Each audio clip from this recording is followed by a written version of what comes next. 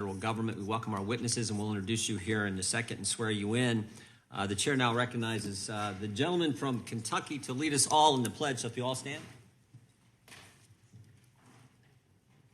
I pledge allegiance to the flag of the United States of America and to the republic for which it stands, one nation, under God, indivisible, with liberty and justice. Justice for all. We appreciate the enthusiasm. We will now begin today's hearing with opening statements. I'll start with the chair. One of the most egregious forms of the weaponization that this subcommittee has worked to expose is the coercion of social media companies by the federal government. And we wouldn't know anything that we know today. We wouldn't have learned and had the reports we've had without the work of Matt Taibbi, Michael Shellenberger, Barry Weiss, and other journalists who wrote the Twitter files and first exposed these efforts. Their important work was first made possible because of Elon Musk's purchase of Twitter and his commitment to free speech. The path for getting this information, the path for getting this information out has not been easy. Finding the truth never is. Instead, we were obstructed at almost every turn, and many of the people who sought to help us expose the censorship industrial complex, as Mr. Taibbi and Mr. Shellenberger have, I think, appropriately labeled it, have been targeted. On December 10th of 2022, after the first Twitter files came out, Mr. Musk tweeted that Twitter is, quote, that Twitter is both a social media company and a crime scene. 3 days later, the Federal Trade Commission sent Elon Musk a letter demanding to know the identity of the Twitter files' authors and inundated the company with harassing requests for information. Literally 3 days after. Named 4 journalists by name.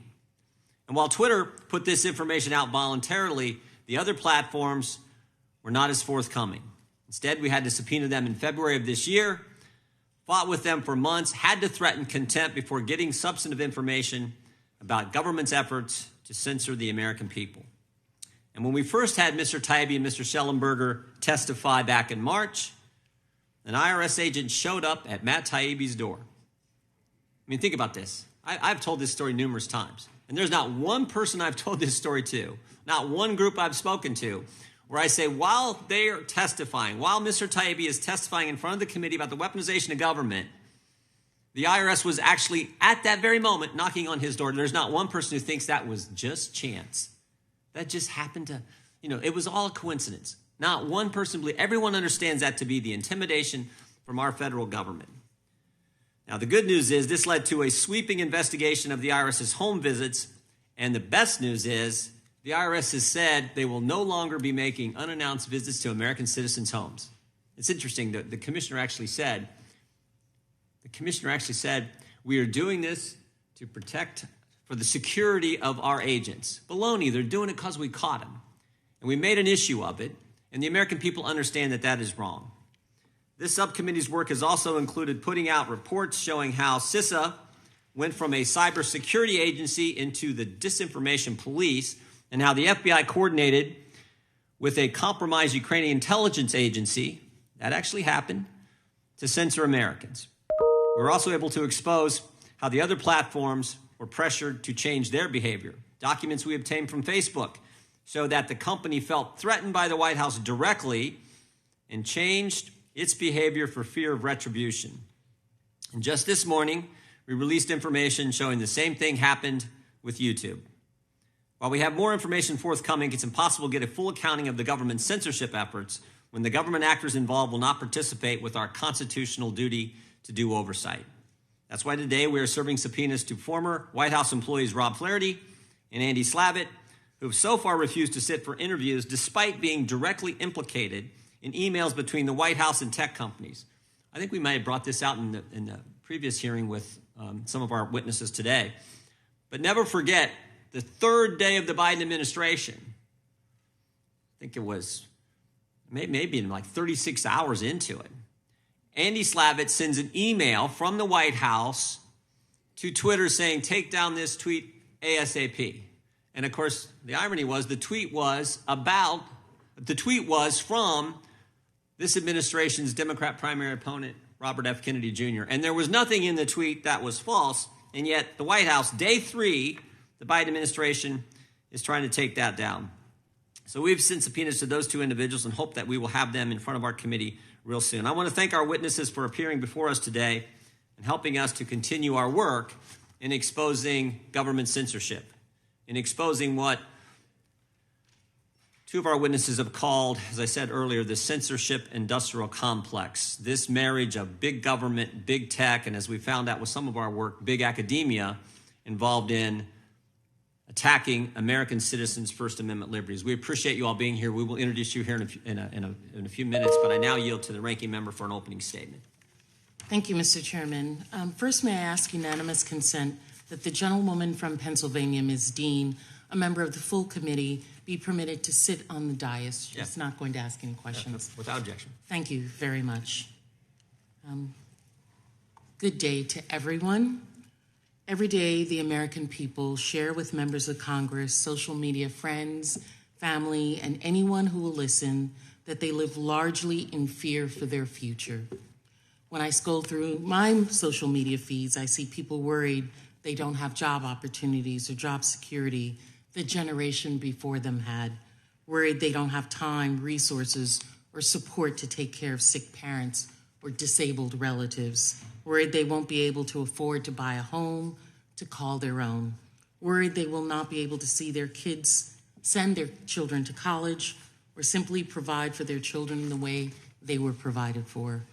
I see Americans are concerned. I see parents concerned that schools are becoming unsafe for their children. I see Americans are concerned that rights are being taken away. Americans concerned that their vote might be discounted or may not even be able to cast a vote. In the discussion of the weaponization of the federal government, the majority has acknowledged the fact, in this discussion of the weaponization of government,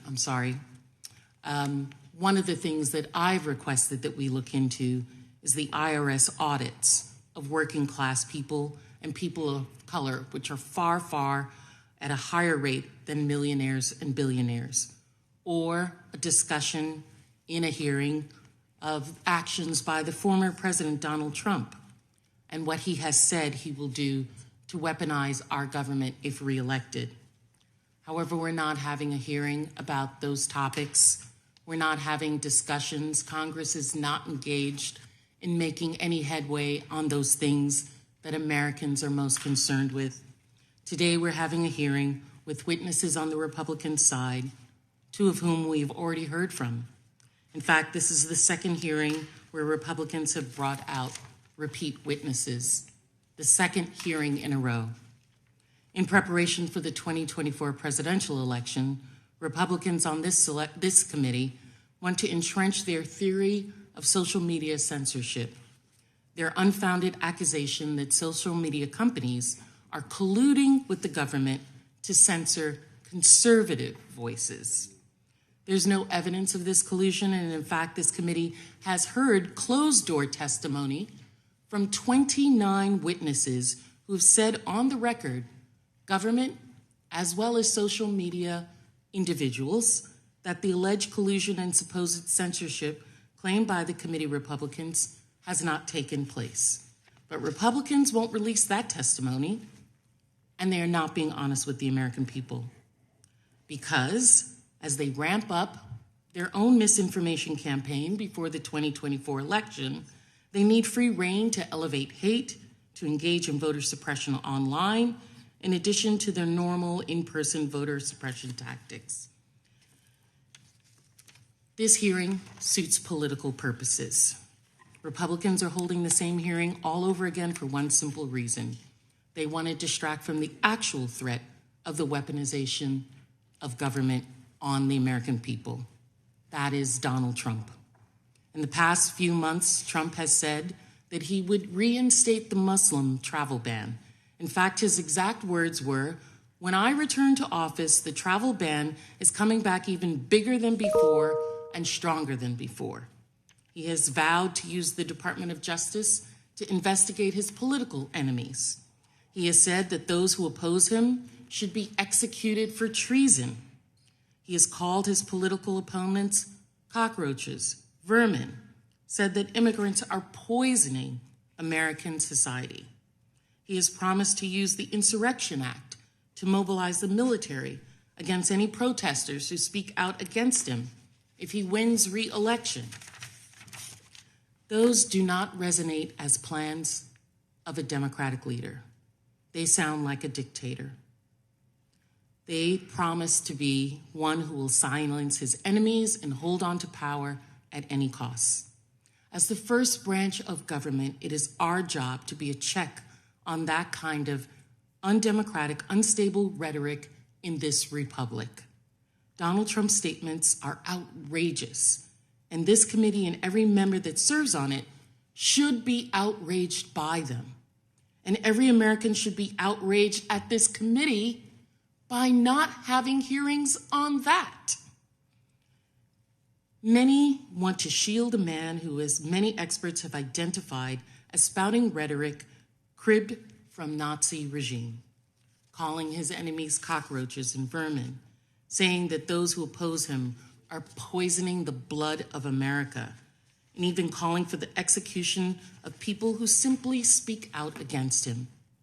For 4 years, this man implemented loyalty tests, called for violence against his opponents, pardoned his friends, tried to illegally keep people out of the country because of their religious beliefs. He shoved children in cages, tried to illegally deploy the United States military to put down peaceful Black Lives Matter protests, and systematically dismantled the civil rights protections afforded to all Americans. And if he comes back, that will just be the start. That is why he has very clearly said what he would do over and over. Beyond loyalty tests, he plans to purge the government of all career officials and national security advisors who questions them. He plans to indict anyone who runs against him. He plans to silence protesters with the use of military force. He plans to make this country his, not the Americans' people. These plans will not just impact those who work in government. His plans are going to undermine the safety of every American when he appoints national security officials because they are loyal to him, not because they understand national security. They're going to impact people in areas that need support if he feels that they didn't vote against him. These plans are going to hurt men and women bravely serving in our military and law enforcement who are going to be forced to choose between carrying out fundamentally illegal unconstitutional orders and losing their job. Today we have Ms. Troye before us as a witness who has bravely spoken out to tell the world how Trump's White House had a culture of fear, how he had dictator-like tweets and statements, how he incited his followers to violence, and how he orchestrated detailed plans to spin his conspiracies into action by his followers. And she can say this with authority because she was there. She is a Republican who was in the Trump administration. When she says he means what he says, or that he will do everything in his power to make his dangerous promises come true, she speaks from experience. To use the words of the former United States Poet Laureate, Dr. Maya Angelou, when people show you who they are, believe them the first time. And Ms. Troye, I want to apologize in advance for any attacks made against you today, which I'm sure will come, or afterwards. I want to thank you for your bravery coming forward and testifying today and speaking truth at all times, to be worried more about America than you are about winning.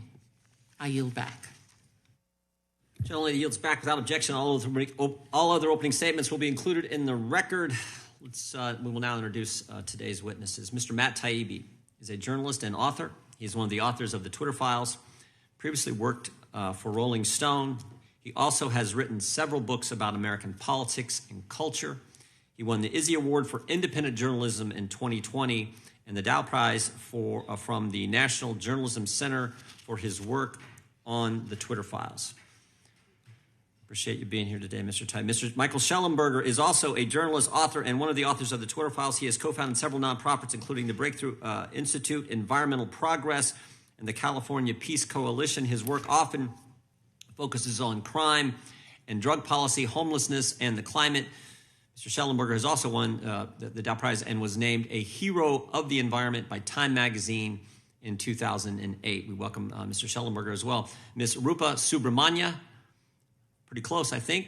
Ms. Subramanya is a journalist for the Free Press. She is based in Canada and has lived or worked in India, the Middle East, Europe, and Asia. Her work has previously appeared in the Wall Street Journal and Foreign Policy, and she has been cited in the Financial Times and the New York Times. And we welcome you as well. Ms. Olivia Troye, who the ranking member just mentioned and talked about, is a former national security official, having served at the Department of Homeland Security, in the intelligence community, and at the Department of Defense. She served as Homeland Security and Counterterrorism Advisor to Vice President Mike Pence.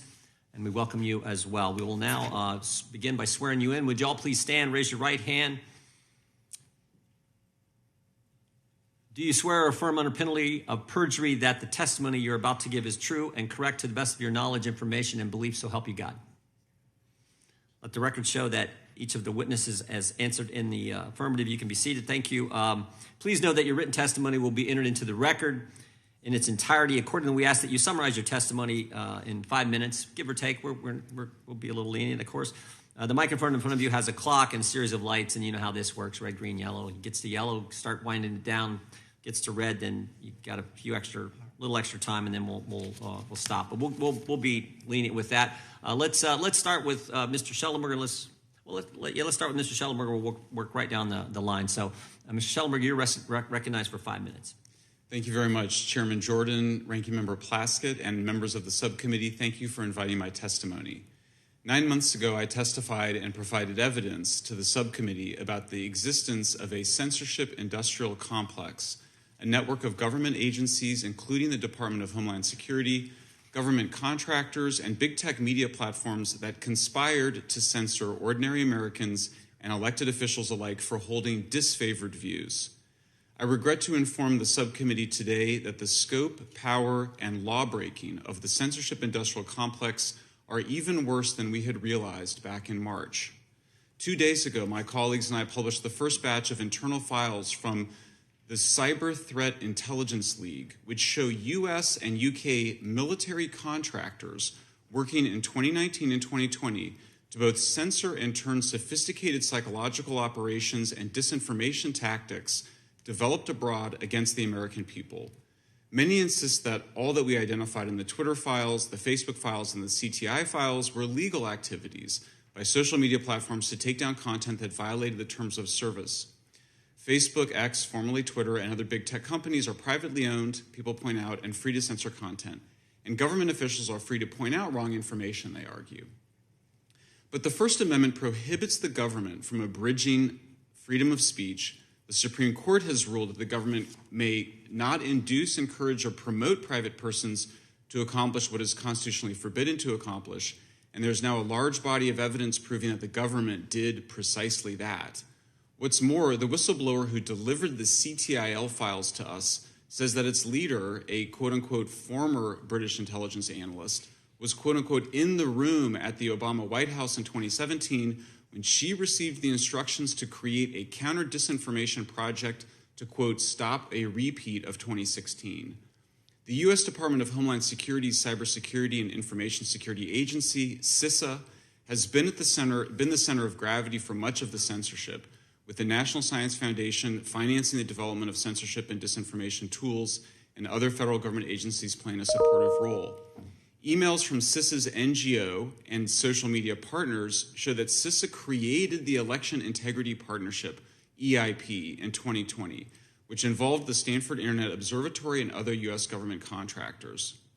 EIP and its successor, the Virality Project, urged Twitter, Facebook, and other platforms to censor social media posts by ordinary citizens and elected officials alike.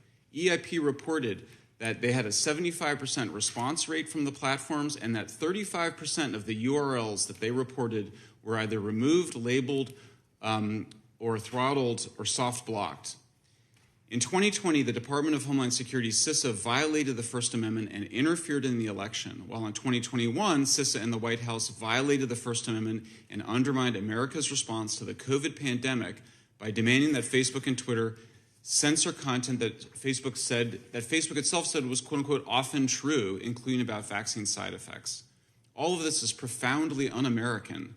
One's commitment to free speech means nothing if it does not extend to your political enemies. In his essential new book, Liar in a Crowded Theater, Jeff Kosef, a law professor at the United States Naval Academy, shows that the widespread view that the government can censor false speech and or speech that quote-unquote causes harm is mostly wrong. The Supreme Court has allowed very few constraints on speech. For example, the test of incitement to violence remains its immediacy. I encourage Congress to defund and dismantle the government organizations involved in censorship.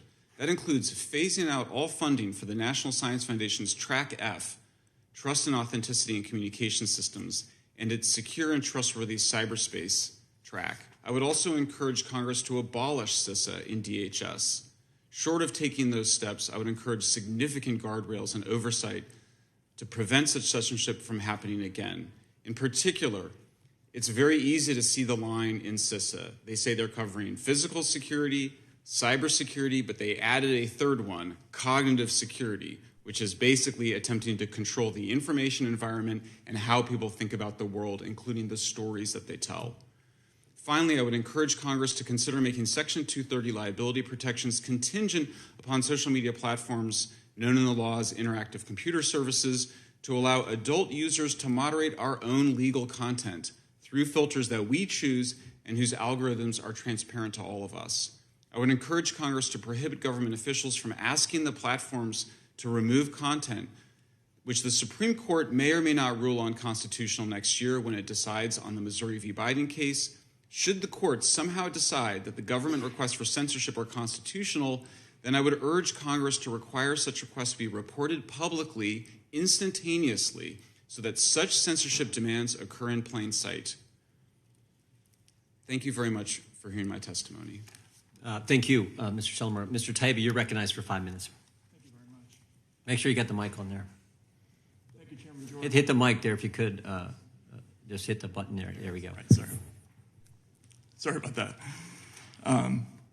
Thank you, Chairman Jordan, Ranking Member Plaskett, and members of the committee for giving us the opportunity to speak today. Exactly 1 year ago today, I had my first look at the documents that came to be known as the Twitter files. We've learned a lot since then. When Michael and I testified before the good people of this committee in March, we both talked about how this isn't a partisan issue at all, despite the fact that it's been repeatedly described as a right-wing conspiracy theory or a right-wing fantasy. We found evidence of suppression of movements on both sides, including leftist movements like the Yellow Vests, parties like the Green Party, organizations like Censorship magazine. Just this week, Michael and I reported on the group that he talked about, the CTI League, and in those documents we found evidence of monitoring groups like the Democratic Socialists of America, hashtags like Healthcare for All. The nature of censorship programs is that they tend to expand in all directions, and these programs already have. As someone who voted for Democrats his whole life and who got his ideas about speech issues from people like Senator Frank Church, Paul Wellstone, and Dennis Kucinich, I believe also that there's a less obvious but more important reason that people across the spectrum should care about this issue. And the former executive director of the ACLU, Ira Glasser, once explained to a group of students why he didn't support hate speech codes on campuses. The problem, he said, wasn't the speech. The problem was, quote, who gets to decide what's hateful? Who gets to decide what to ban? Because, quote, most of the time, it ain't you. The story that came out in the Twitter files, and for which more evidence surfaced in both the Missouri v. Biden lawsuit and this committee's Facebook files releases and in the CTI League documents, they all speak directly to Ira Glasser's concerns. There's been a dramatic shift in attitudes about speech in this country, and many politicians now clearly believe the bulk of Americans can't be trusted to digest information on their own. This mindset imagines that if we see one clip from RT, we'll stop being patriots, that once exposed to hate speech, we'll become bigots ourselves automatically, that if we read even one Donald Trump tweet, we'll become insurrectionists. Having come to this conclusion, The government agencies like the DHS and the FBI and the quasi-private agencies who do anti-disinformation work have taken upon themselves the paternalistic responsibility to sort out for us what is and is not safe. While they see great danger in allowing others to read controversial material, it's taken for granted that they themselves will be immune to the dangers of speech. This leads to the one inescapable question about these new anti-disinformation programs that is never discussed but needs to be. Who does this work? Stanford's Election Integrity Project helpfully made a graphic showing the quote-unquote external stakeholders involved in their content review operation. It showed 4 columns: government, civil society, platforms, and media. There's one group that's conspicuously absent from that list: people, ordinary people. Whether America continues the informal sub-rosa censorship system we've seen in the Twitter files or the Facebook files, or whether it formally adopts something like Europe's draconian New Digital Services Act, it's already abundantly clear who won't be involved in this kind of work. There'll be no dock workers doing content flagging, no poor people from inner city neighborhoods, no single moms pulling multiple waitressing jobs, no immigrant store owners or Uber drivers. These programs will always feature a tiny, rarefied sliver of affluent professional class Americans censoring a huge and ever-expanding pool of everyone else. Take away the highfalutin talk about countering hate and reducing harm, and anti-disinformation is just a bluntly elitist gatekeeping exercise. If you prefer to think in progressive terms, it's class war. If one small demographic over here has broad control over the whole speech landscape, and a great big one over there has no control whatsoever, it follows that one of those groups will end up with more political power than the other. Which one is the winner? To paraphrase our Glasser, it probably ain't yours. It isn't just one side or the other that will lose if these programs are allowed to continue. It's pretty much everyone, which is why these programs must be defunded before it's too late. Thank you very much. Thank you, Mr. Taibbi. Well done. Ms. Subramanya, you are recognized now for 5 minutes. Thank you, Chairman Jordan. I'm pleased to be able to join you today to testify on the importance of free expression. I'd like all of you to think of me as a time traveler from the not-too-distant future, coming back to the present to offer you a glimpse of what could lie ahead for America. I live in a time in which, in the name of fairness, you can't share the stories you write for my news publication on social media. I live in a time in which, in the name of the common good, you can be kicked out of your bank and online payment system simply for expressing the wrong political views. I live in a time in which, in the name of social justice, you can commit a serious crime but get a more lenient sentence if you happen to be the right skin color. I live in a time in which, in the name of safety, you can be arrested for exercising your right to peaceful protest if you happen to be protesting the wrong thing. Of course, I'm not a real time traveler. I just live in Canada. Americans, and perhaps those in this chamber, surely think Canadians are too nice, we're too polite to embrace this sort of proto-authoritarianism. But it's more accurate to say that our niceness made us susceptible to the new authoritarianism, undermining the foundations of our liberal democracy. If it sounds like I'm overstating things, allow me to share 3 stories that illustrate this creeping authoritarianism. First, a few months ago, I reported a story from my publication, The Free Press, about a high school principal in Toronto who had been humiliated in front of his colleagues by a DEI consultant. The principal's crime, besides being white and male, was that he objected to the consultant's assertion that Canada is a less just society than America. The humiliation he experienced ultimately led him to commit suicide. I wanted to share that story on Facebook. When I tried to, I was barred from posting it. I received a message that stated, in response to Canadian government legislation, news content can't be shared. I was confused. Then I remembered the recently adopted Online News Act. The law forces social media companies to pay online media companies to link to their content. Facebook, instead of paying for that content, barred its users from posting it. Government officials insist that this is only a matter of fairness, a way of making sure that media companies are compensated for the news they report.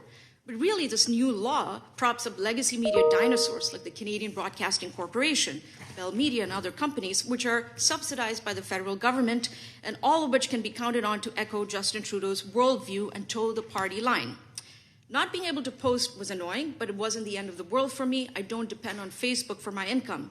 The same cannot be said of Christopher Curtis, which brings me to my second story.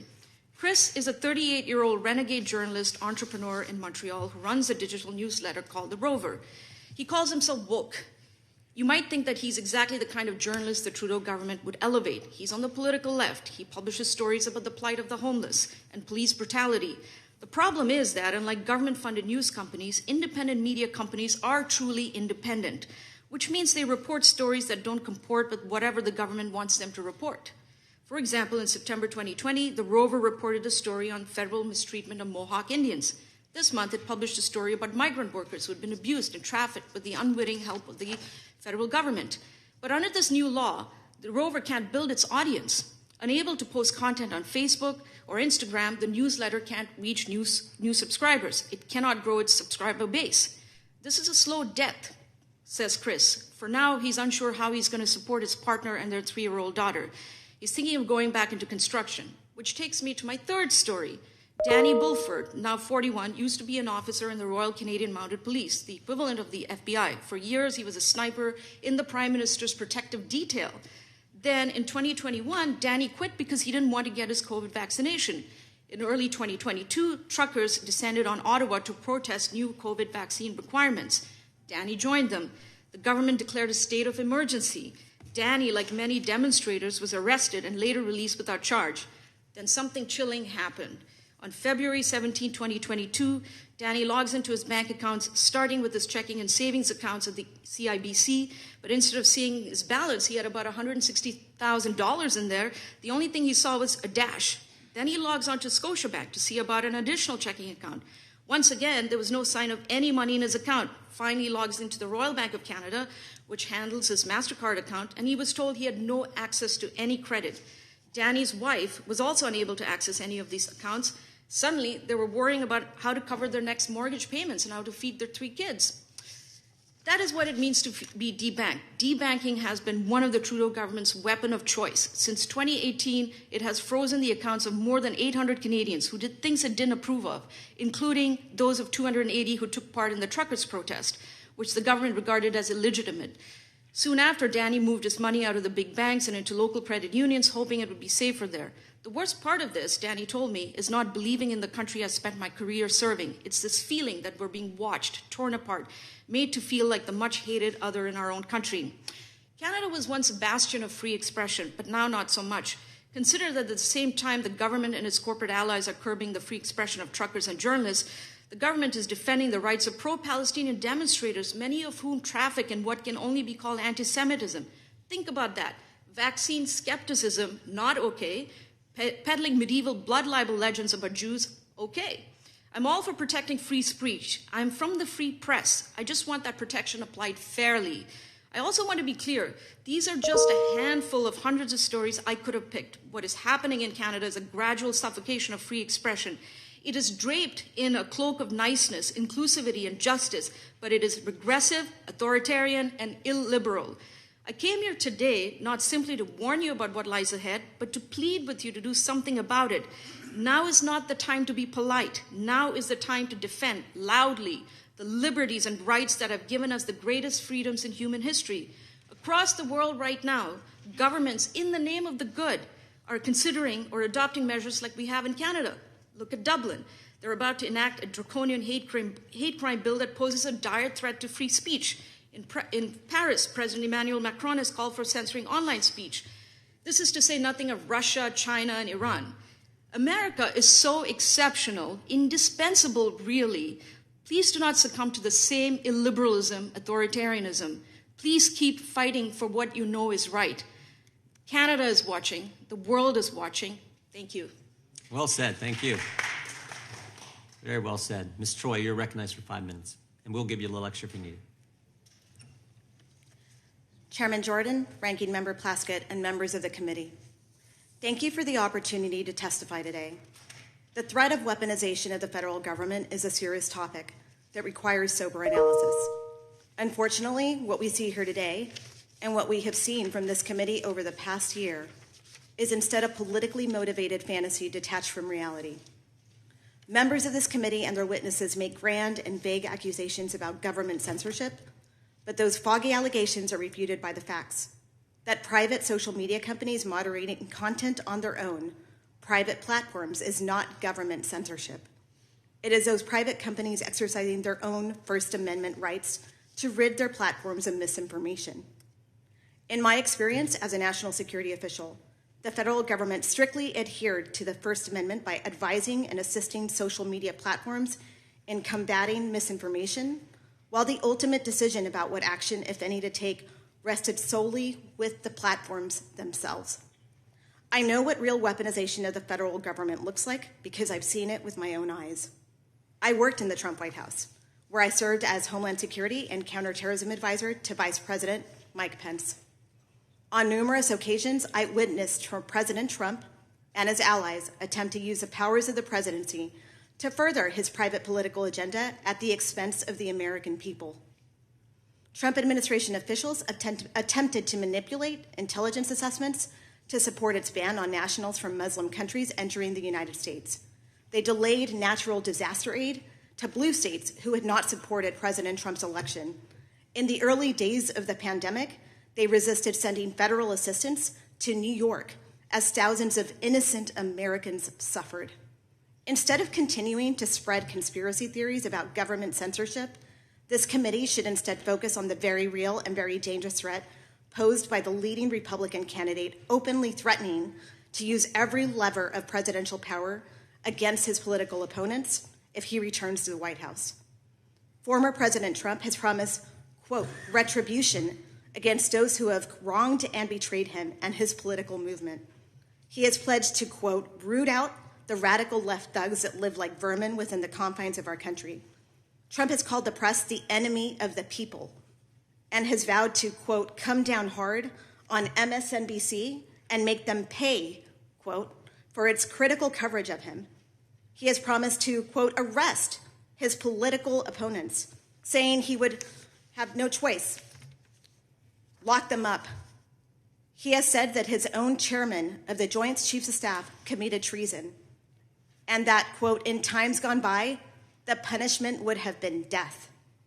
Most ominously, he has called for the termination of all rules, regulations, and articles, even those found in the Constitution, his words. As a lifelong Republican, I have dedicated my entire career to protecting Americans from terrorist attacks, regardless of their partisan affiliation. Former President Trump's menacing promise to wield the powers of government as a weapon against his political adversaries poses a grave threat to the rule of law in the United States of America. The American people deserve that their representatives in Congress see that threat and speak to it honestly, instead of the political theater we see here today. I welcome the committee's questions. Thank you, Ms. Troye. We will now go to 5-minute questions from the members. We will start with the gentleman from California, Mr. Issa. You're recognized for 5 minutes. Thank you, and I want to note the appearance of President Trump by the ranking member and by one witness. Today is not about President Trump. The actions that occurred during his administration are available for everyone to look at. Our witnesses today are asking and answering effectively questions about the effects of suppression of free speech. And as a father of a Canadian daughter-in-law, I want to thank you for making people understand that well-liked, nice country to our north can also make the kinds of mistakes that we seem to be making. So one of the questions that I have is, two of you have been here before, and I think it's important to ask. You mentioned some of the current activities as you continue to monitor it, and you particularly mentioned the protest and the activities related to Israel's attempt to get back its hostages. Can you elaborate on some of the specifics that you think you see here in the way of either suppression or amplification? Is there any evidence that we're continuing to see, if you will, a bias that social media doesn't have a problem reporting one side, but does have a problem reporting the other side? I know it's a tough question. Yeah. I mean, we've certainly, I think we've all seen calls for, I think to Matt's point that this is not a partisan issue, that we should all, that the test of your commitment to free speech is that you would like to see the speech that you really despise protected and that you would defend it. And I think we've seen calls for censoring pro-Palestine, pro-Hamas speech and have been disturbed by that, and Rupa has described that, and we've also seen calls for censorship of the other side. We've seen misinformation spread on all sides. So I think that what you're hearing from us is a general call that everybody needs to just calm down and remember that this country's greatness is really founded on that protection for that protection of speech that we all might consider to be hateful. I always remind people that, some of the most important court decisions by the Supreme Court were protecting the speech of neo-Nazis in the Brandenburg decision, in the decision in Skokie.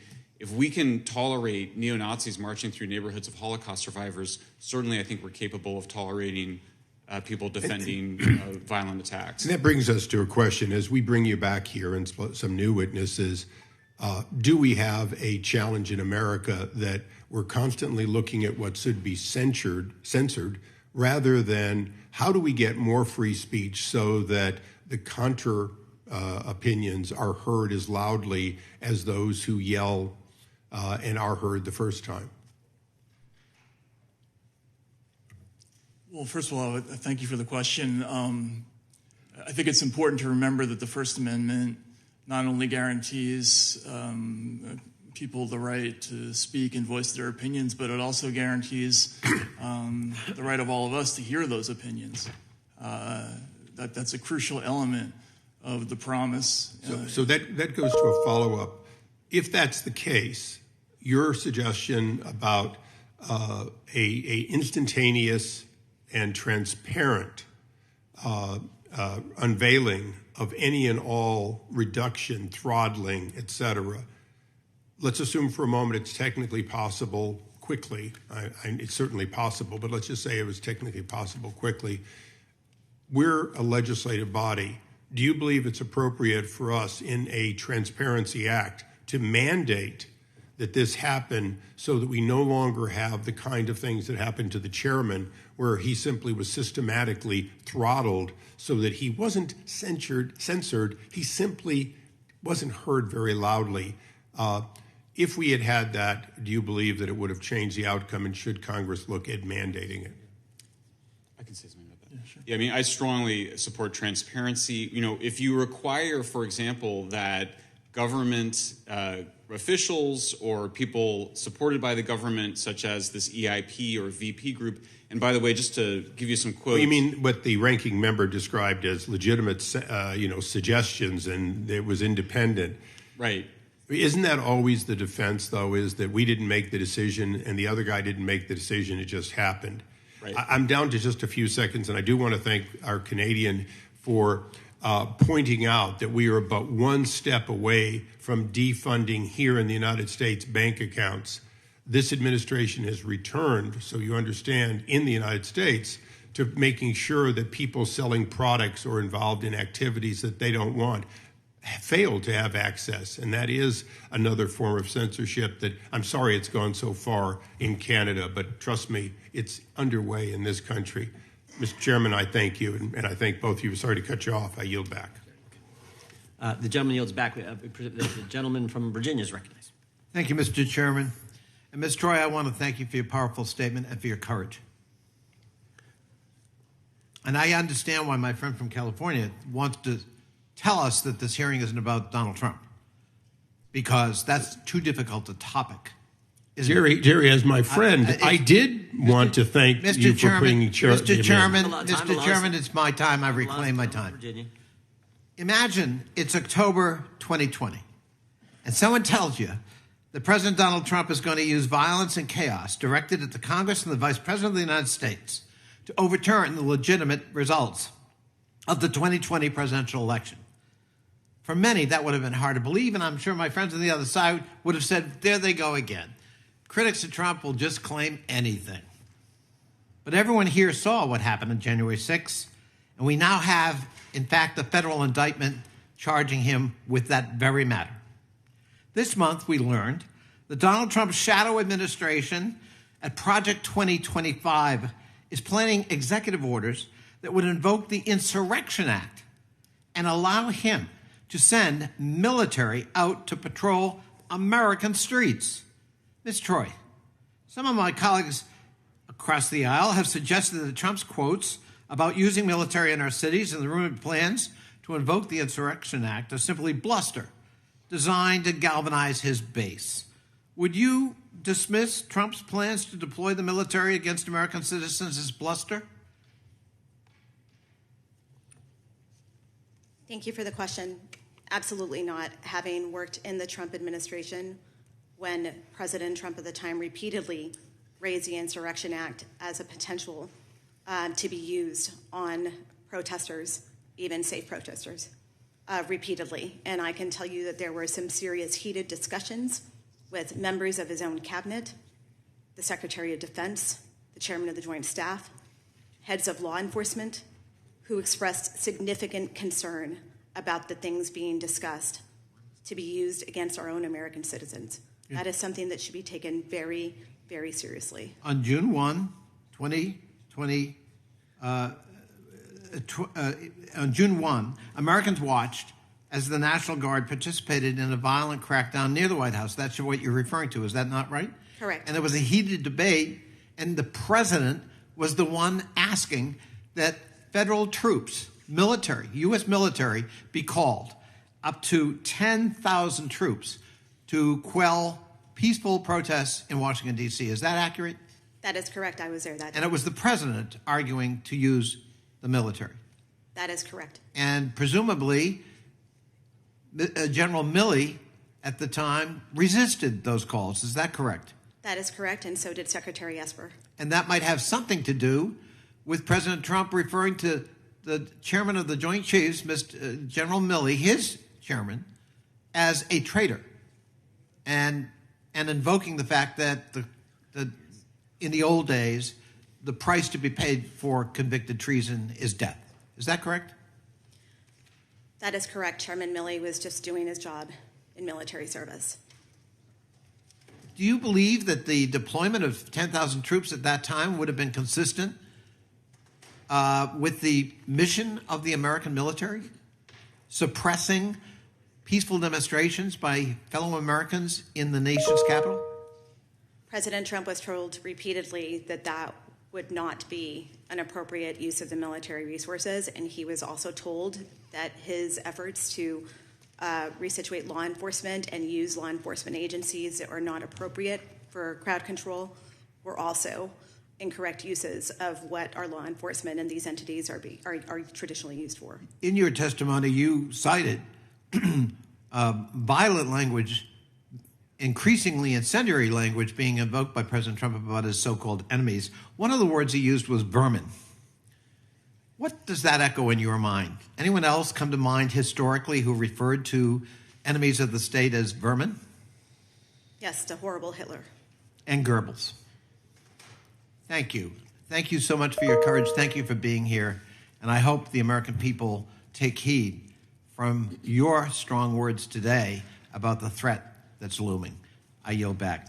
Gentleman yields back. Chair recognizes the gentleman from Kentucky for 5 minutes. Thank you, Chairman. Ms. Troye, you stated in your opening statement that this committee was indulging in fantasy detached from reality, that members of this committee and their witnesses make grand and vague accusations about government censorship, and that we are spreading conspiracy theories about government censorship.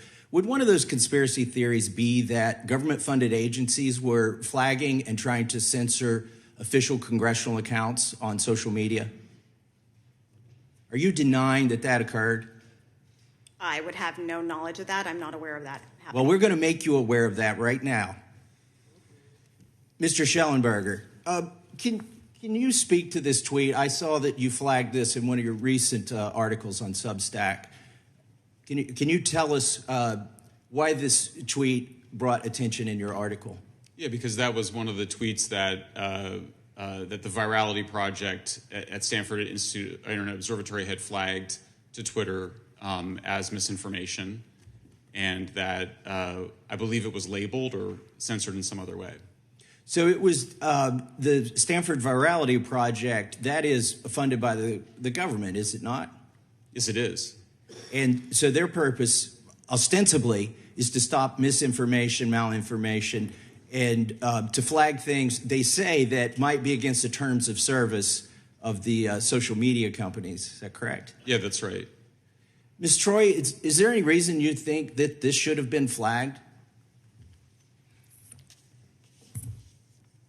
Depends on whether you're spreading inaccurate information. Well, it references a study from Israel, a published study from Israel, and the tweet just restates the title of the study. Does it trouble you that companies to review their policies? It's an internal choice. Yeah, are you going to sit here and maintain that it's a conspiracy theory that this occurred? We have the documents. Mr. Shellenberger has the documents that showed that this occurred. Well, then it was flagged for a reason.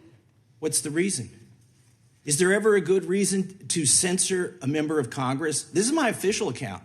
This is not a personal account. This is not a campaign account. This is my communication with my constituents. By the way, I bring this up not to claim that members of Congress have more right to free speech than the general public. In fact, I don't even think the press or the media has more rights to the First Amendment than the general public. The general public has the same rights that we have. And I bring this up to show, number one, that your testimony is false. But number two, if they can do this to a member of Congress's official account, they can do it to anybody. Mm-hmm. Now, I want to move on to the origins of these programs. Mr. Shellenberger, can you tell us about the Cyber Threat Intelligence League? Was this just a group of vigilantes, concerned citizens, or was it in any way connected to the government? And what did they endeavor to do? Yeah, this was so. First of all, it's a pretty ludicrous founding, which was that this is a group of Israeli, so-called former Israeli intelligence, former British intelligence, also working at Microsoft, and others who basically said, we're going to volunteer our services. These are some of the world's greatest so-called cybersecurity professionals, volunteering their services to multi-billion-dollar hospital and healthcare organizations whose own IT organizations spend millions of dollars a year on cybersecurity, supposedly volunteering this. This was the premise of the whole thing. It then created this third part that I mentioned. They had physical security, cybersecurity, they added cognitive security, and the people that did that were 2 UK and US military contractors. This was one of the most sophisticated disinformation operations that I've ever seen. I've been involved in progressive causes for over 30 years. I've never seen anything so organized, anything that was so focused on a particular goal and that had so many people that came from military and intelligence organizations. It gave me the creeps just reading about it. And in the documents, is it true that they used their agency SEALs, FBI, CISA, when they were communicating with each other? That's right, and the whistleblower provided screenshots of Slack conversations that included officials from DHS, Facebook, and the CTIL League. So it would be hard for somebody to claim that these folks weren't agents of the government or acting in coordination with the government or using things that they learned in their government. Were some of them still employed by the U.S. government when they were undertaking this? Yes, Pablo Brewer was working for the U.S. Navy at the time, and many of the others were claiming to be volunteering their time even while working their day jobs for the government. I thank you, Mr. Chairman. I yield back. Gentleman yields back. Gentleman from Massachusetts recognized for 5. Thank you, Mr. Chairman.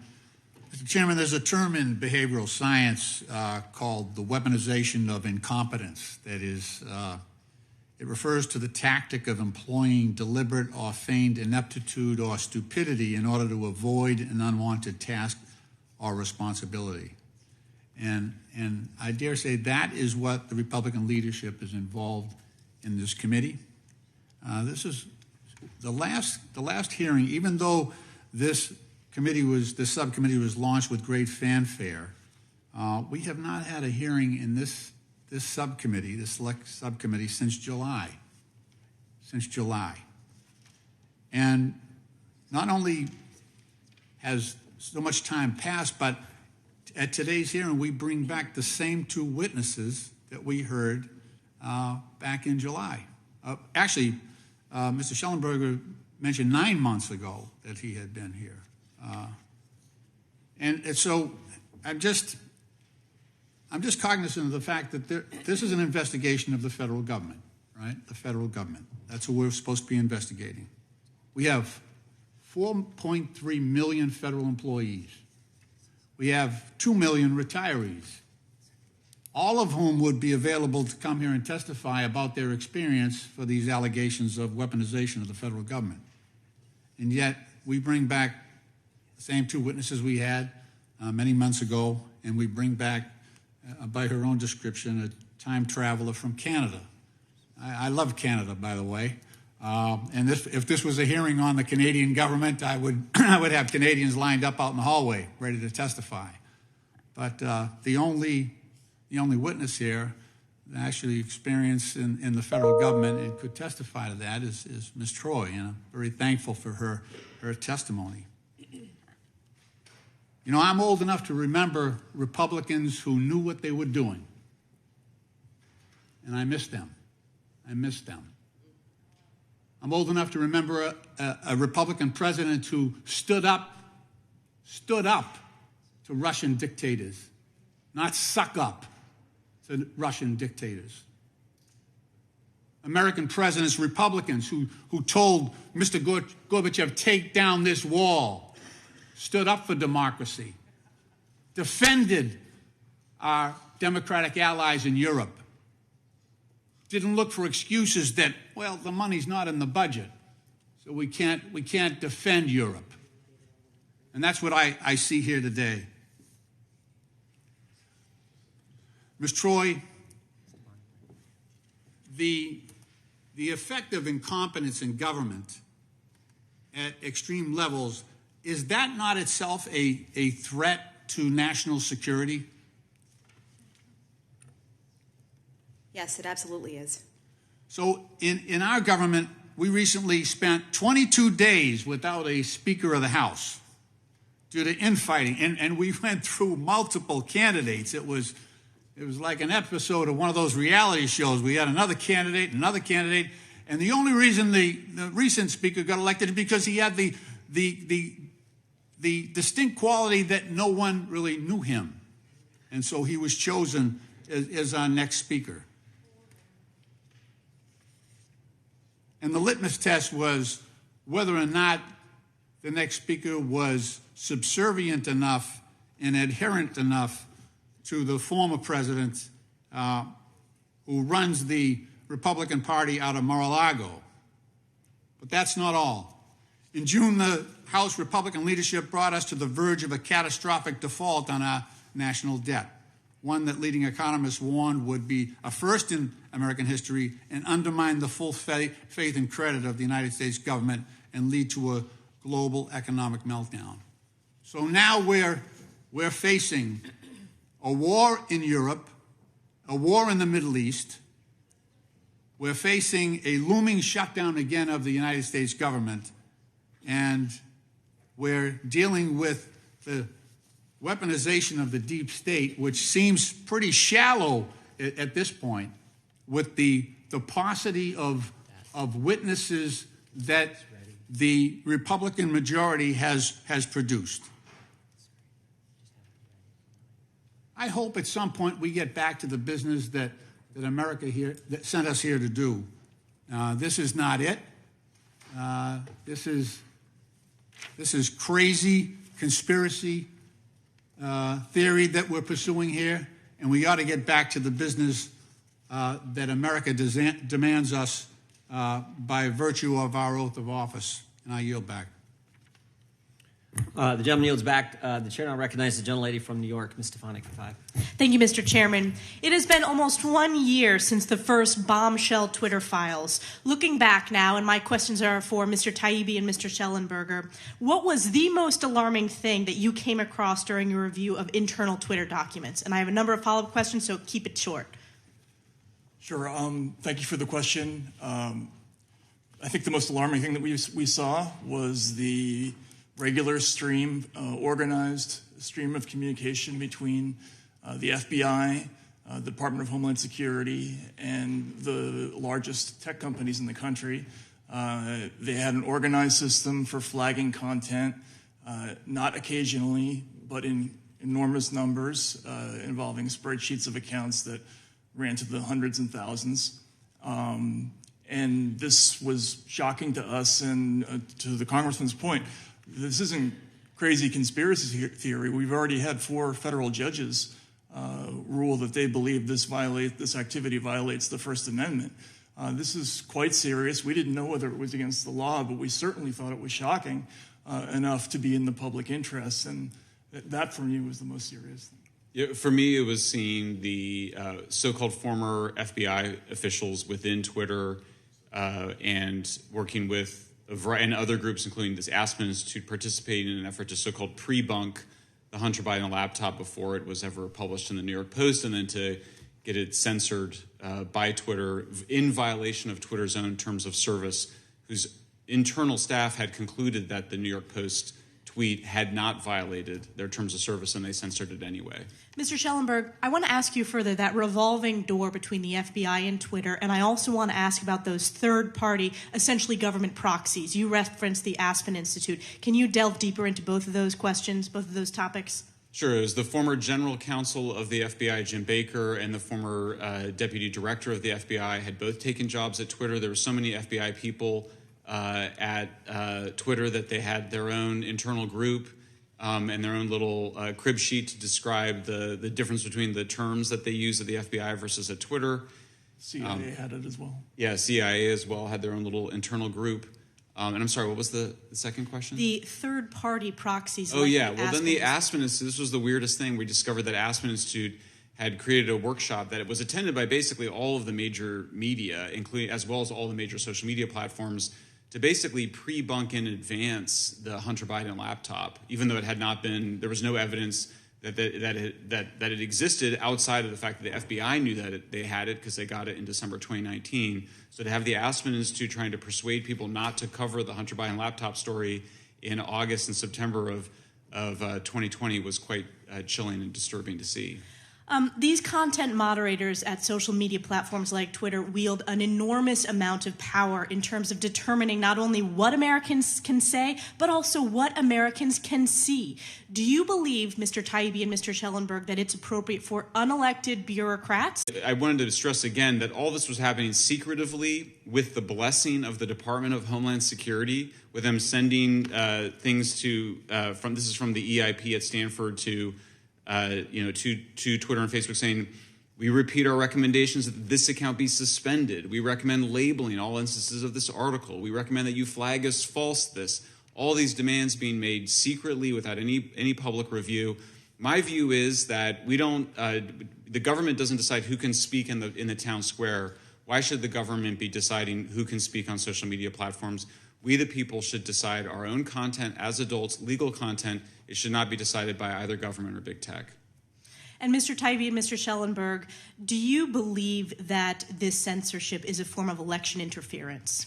Absolutely it is. There's no question in my mind. Mr. Taibbi? Yes, I think it certainly can be. In the latest story that we did on the CTI League, we saw the overt partisanship of the people involved in this operation. That was actually the reason the whistleblower came forward. The people involved, the quote was, they assumed everyone who was smart thought the way they did. They talked about the potential election of Donald Trump being an end-of-the-world event.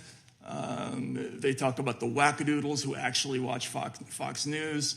And, even as somebody who doesn't vote for Republicans, it was shocking to me to see this. And I think this was a consistent theme of not just the CTI League, but most of the censorship organizations that we looked at. They all tend to drift in one direction. Yield back. Gentlelady yields back. The chair now recognizes the gentlelady from Florida. Thank you, Mr. Chairman.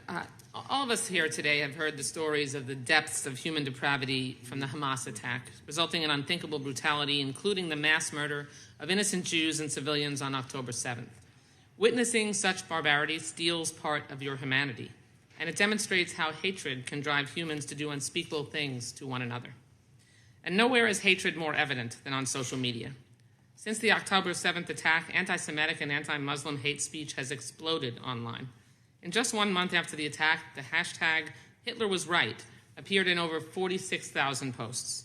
But the rhetoric isn't limited to hate speech and death threats. Jewish conspiracy theories and disinformation continually find safe harbor on social media platforms.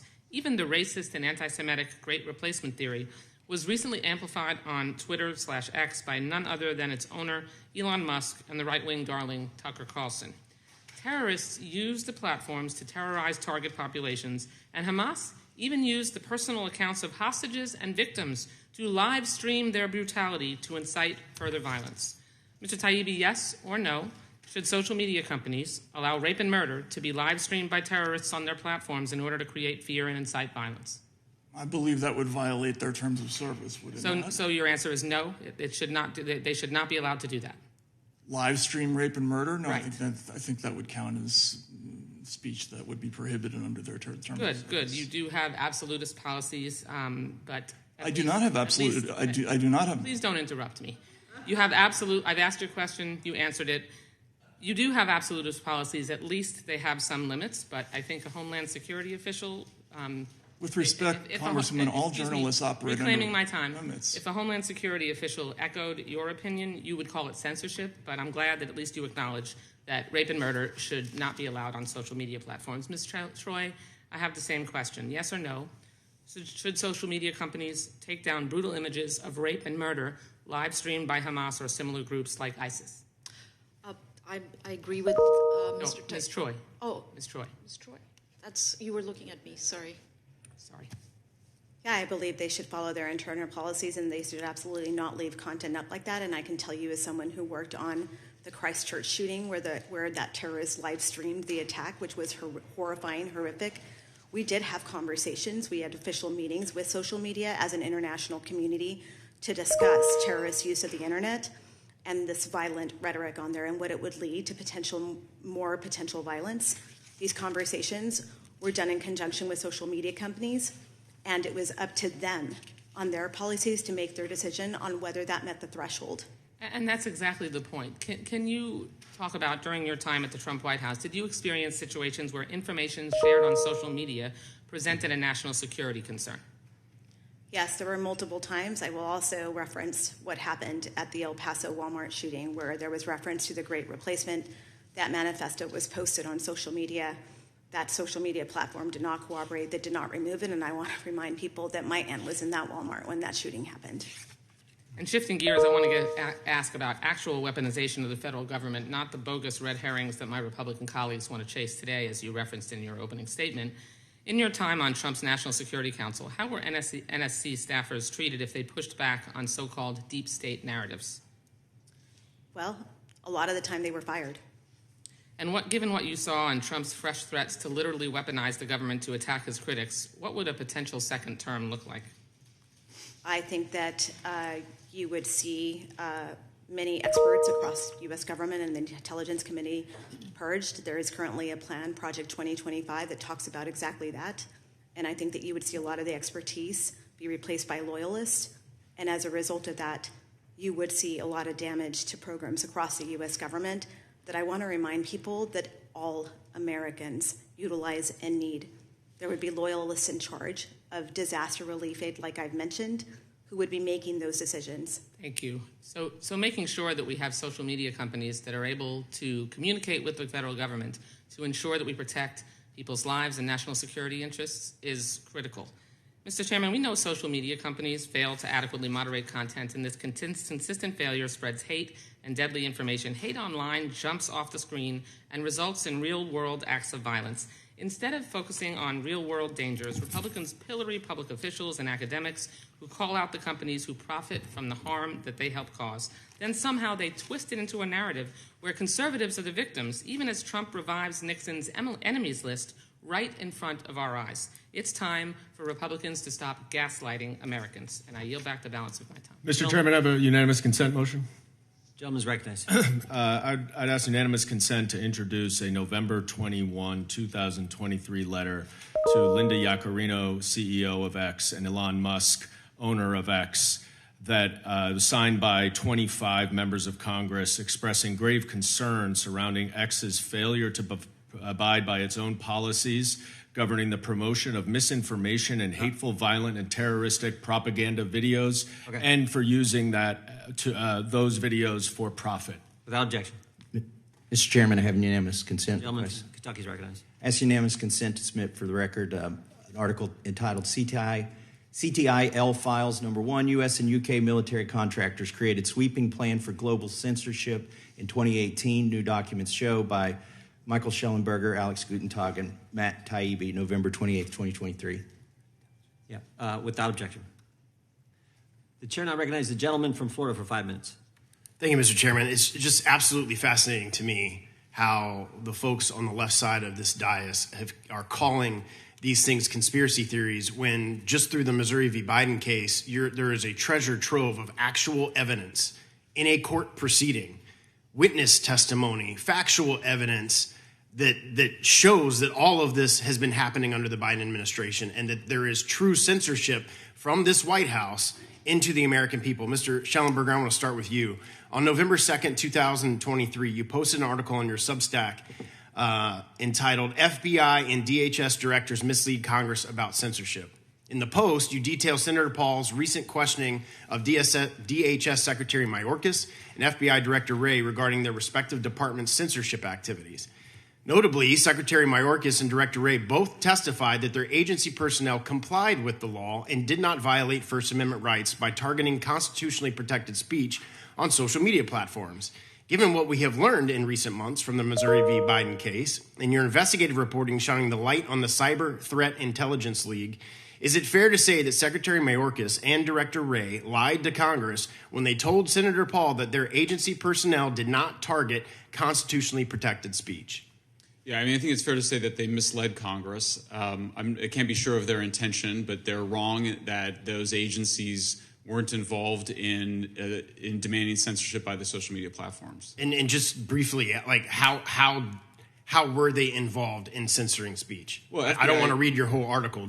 Oh, sure. I mean, FBI agents were directly flagging content to Twitter saying this appears to violate your terms of service. What about this? What about that? Same thing with DHS staff. And then, of course, DHS created the Election Integrity Partnership, which then became the Virality Project, which was in the process of demanding mass censorship of Americans. And based on them reaching out, a lot of these social media companies then acted on that, like the Hunter Biden laptop, all these different activities, correct? Yeah, absolutely. And you have to remember the context is that this was at a time when the social media companies were being threatened to lose their ability to operate, which is the Section 230.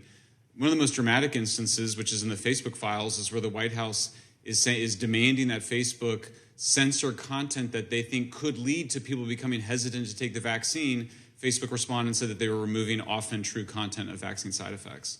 Your piece also notes that Director Wray acknowledged that the FBI has been forced to alter its coordination with social media companies to comply with the injunction issued by the Fifth Circuit Court of Appeals in Missouri v. Biden. Right. Would you agree that this is an acknowledgement that the FBI's prior censorship conduct does in fact violate the First Amendment rights of Americans? Absolutely. Mr. Chairman, I'd ask unanimous consent to enter into the record Mr. Shellenberger's Substack post from November 2nd, 2023. Unless Congress acts, will there be any consequences for these government officials who have actively supported censorship of certain viewpoints on social media? We all hope that the Supreme Court rules against these kinds of activities, consistent with its past precedents that the government cannot appoint somebody else to violate the law, and which is what was going on here. But I don't think we can rely on the Supreme Court. I do think Congress should establish through Section 230 reform the requirement that we, the people, are allowed to moderate our own content by choosing our own filters, and that it should not be up to the big tech platforms. And if you don't want to have Section 230, then you can just be a publisher like Matt and I are, or the New York Times is. Well, and I've worked on Section 230 legislation. The chairman is working on that, and I think that's something that absolutely has to happen this Congress so that people get their freedom and their First Amendment rights back. It's clear to me that Congress must act and hold these government officials accountable. The censorship industrial complex, as you put it and Mr. Taibbi have dubbed it, is an existential threat to our First Amendment freedoms. Unless we come together to impose transparency and accountability measures to prevent the government from engaging in such behavior, this activity will unfortunately continue. I'm proud to be a co-sponsor of the Chairman Jordan's Free Speech Protection Act that he sponsored in partnership with Senator Paul. This legislation is needed to ensure that government officials face significant consequences for engaging in the censorship and suppression of speech protected by our Constitution. Further, we must enact transparency measures so that officials cannot hide behind public-private partnerships in order to skirt around their legal obligations. Sadly, we cannot trust many federal officials to adhere to their oath they took to uphold and defend the Constitution, and it's up to Congress to ensure our First Amendment rights are protected. And the remaining time I have, Mr. Taibbi, if you could just comment on what you weren't able to respond to from Mrs. Wasserman-Schultz. Yes, well, first of all, just for the record, I've said on many occasions that I'm not a free speech absolutist. In fact, no journalist is or can be. We all operate under very serious restrictions involving libel, defamation, incitement. We have to navigate each one of those rules every time we publish anything. And then we always look fondly on that process because we believe those rules protect us. So we're not free speech absolutists. We're just not in favor of government censorship. That's the issue here. There's a profound difference between litigating something like libel or defamation and having an unelected, unaccountable, unseen committee remove your content without any due process. That's what we're talking about. I yield back. Thank you for being here. Time the gentleman's expired. Gentleman yields back. Gentlelady from Texas is recognized. Thank you, Mr. Chairman, and thank you to all the witnesses for being here. And Ms. Troye, I just want to start with saying congratulations. I know today is your anniversary. What a way to kick off your 10th year anniversary. And let me just say that as a fellow Texan, I certainly recognize and respect and admire the courage that you have shown in appearing here today and also making other statements and speaking up about some of the issues that we will talk about today. Before coming to Congress many years ago, I was a judge in Houston, in Texas. I oversaw courtrooms as the presiding judge, so I understand well the need for privacy to make the justice system work. Everyone here has heard of witness protection. We know the bad guys want to scare and intimidate the opposition.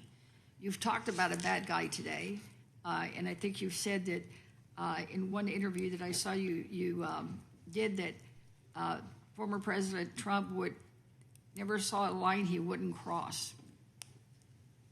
You also said that he was about bullying, retribution, attacking, humiliating, badgering any opposition. So we all understand the importance of safeguarding sensitive information, and that's why I'm appalled at the number of people that are being doxxed. For those who don't know what doxxed means, it simply means that someone takes sensitive personal identifying information from court cases or private documents, and they blast it out to the world without the person's permission. This harmful practice often targets people who are outspoken politically, and the information is being published by political opponents, like biased news outlets with slanted views or individual bad actors hiding safety behind their own anonymous keyboards. Ms. Troye, have you ever been targeted by trolls on the internet? And if so, are you willing to share how that experience has impacted you and your family? Yes, I am the subject of trolling consistently, and it has been intimidating at times. At times, my family has had to leave our home, and it has been stressful and unnerving. I am very much in touch with law enforcement locally at times when these incidents had happened, and I have personally actually been doxxed by a member of President Trump's cabinet, an acting member of his cabinet, when he filed a lawsuit against me, and instead of redacting my home address, he published it, and Breitbart circulated it. It was circulated on social media. Fortunately, I was actually not living at that address at the time, but I will tell you that I felt very deeply for the family, the innocent family that was where I had to send law enforcement to their home and warn them that there could be potential danger to their family because my address had been put out there thinking that that's where I lived. So has there been other personal information or sensitive information about you that has been put out there, either about you, your husband, or any member of your family? Certainly, information about my family has been published, information about, believe it or not, my pets. I am a dog lover. I love Ringo and Stevie. They're my two woodles. I love them more than anything. They're like our kids. My husband knows this. Certainly the pictures of them so at times have been returned to me with their heads beheaded. I don't know how you can actually do that to just an innocent animal. But these are the kinds of things that I know myself and other colleagues have been on the receiving end of. So you've been targeted mostly online, this bullying harassment, or have you also been harassed or We've had heckled people, or anything in your home or when you're shopping? I've certainly had the harassment out in public. I've certainly had people sort of troll and case our house. We have a lot of security. I will tell you that I have turned on social media monitoring for this hearing because I know how this goes when scenarios like this happen, and I know it's happened to others who have testified in situations. I know that it happened to colleagues of mine during the first Trump impeachment on Ukraine. I lived that firsthand internally in the White House. I know what they were subjected to. So this has a chilling effect on free speech, and more importantly, it makes people hesitate to speak up and come and testify and tell us what they know and what they witnessed. I can guarantee you I've had so many conversations with people in national security, former members of Trump's own cabinet who do not want to speak out publicly, even though they have the same concerns that I do. And I think that there would be plenty of people in government service who could sit here and refute some of the claims and attacks against them. But it comes at great personal cost. It comes at great cost to your finances. It comes at great cost to your safety, to your families. We've seen Republican members of Congress that I had deep respect for not run for office again because they wanted to protect their families, given what we've seen and the trends that have happened. That has been a great disappointment to someone like me who looked up to these people. Right, they'll just become targets and face retribution and attacks in social media. So I understand it. I know for me, even, we did a weaponization hearing in the morning, and by the end of the day, I had a death threat. I, in fact, talked about it with the federal courts in New Mexico yesterday. So what happens? You don't have free speech. The attacks are there. So thank you for coming. Mr. Chairman, I think is my time up? Yes, it is. I would like to enter this. You'd like to keep going? No, I'd like to enter it for the record. We would all like to do that. No, I would like to ask for unanimous consent to enter into the record an article in the U.S. Supreme Court temporarily blocks order in Missouri social media lawsuit. Without objection. Ask for unanimous consent. Thank you. Gentlelady yields back. Ms. Subramanya, I would argue it's already here. You said in your statement you want to give us a glimpse of what lies ahead. I think it's already here. In the course of our investigation in this committee, on January 15, 2021, the FBI sent to Bank of America, tell us all your customers' purchases in the Washington, D.C. area for a specific date. Customers transacting debit card or credit card Washington, D.C. purchases on specific dates in this town. Anyone, whether you're here for the rally, whether you're here for any kind of protest, if you're just in visiting your mom. And they further said, and they capitalize any historic purchase going back 6 months for any weapons or weapons-related vendor purchases. That is frightening stuff, because you gave the example, I think Danny Bolford, you gave the example. I think it's already here. Absolutely. In fact, I'm working on issues related to that here in the U.S. There are people who have been debanked in America. They generally tend to be on the conservative side. I've interviewed pastors, missionaries who do good work overseas. They've been debanked with no explanation. The reasons are very vague, that your risk profile doesn't match what we're comfortable with. And so these are people who've been debanked for doing good work, and they generally tend to be on one side of the political spectrum. But by the way, I think in your testimony you said this guy, Mr. Bolford, was former Royal Canadian Mounted Police, was not charged with anything, wasn't being held, was released, and that's when the debanking took place. Is that accurate? Yes, roughly. They were all happening around the same time. But he wasn't charged with anything, and yet he couldn't get access to his account. So the Trudeau government invoked the Emergencies Act. It's only been invoked twice during the two world wars. And one of the outcomes of the Emergency Act was to go after people who were peacefully protesting against the COVID-19 vaccine requirements. And if you donated to the cause, you found yourself debanked. And this is what ended up happening with 280 people. Mr. Taibbi, is there a realignment happening? I mean, I look at today's panel. The Democrats invited an individual who worked in a Republican administration, and Republicans invite two former Democrats, award-winning journalists. One was the hero of the environment as recognized by Time magazine. The other one worked for Rolling Stone. And we invite a foreigner to come tell us, hey, don't let this stuff happen here. If America goes this way, the whole world's in even bigger trouble. I mean, it seems to me there's a realignment happening, and I think I've invited more Democrat witnesses to testify in front of this committee than the Democrats have, because the focus is on the First Amendment. And I don't care whether you're Republican, Democrat, Independent, Conservative, Progressive. What I care about is the ability to speak, and to speak in a political fashion and not have the government come after you for doing so. So I think there is a total realignment happening in the culture and in politics, and frankly, I think that's a darn good thing. Not what they're doing, but the realignment. Well, I definitely agree with you that there's a realignment going on. Until very recently, I think free speech and free speech culture was uncontroversially embraced really by both parties.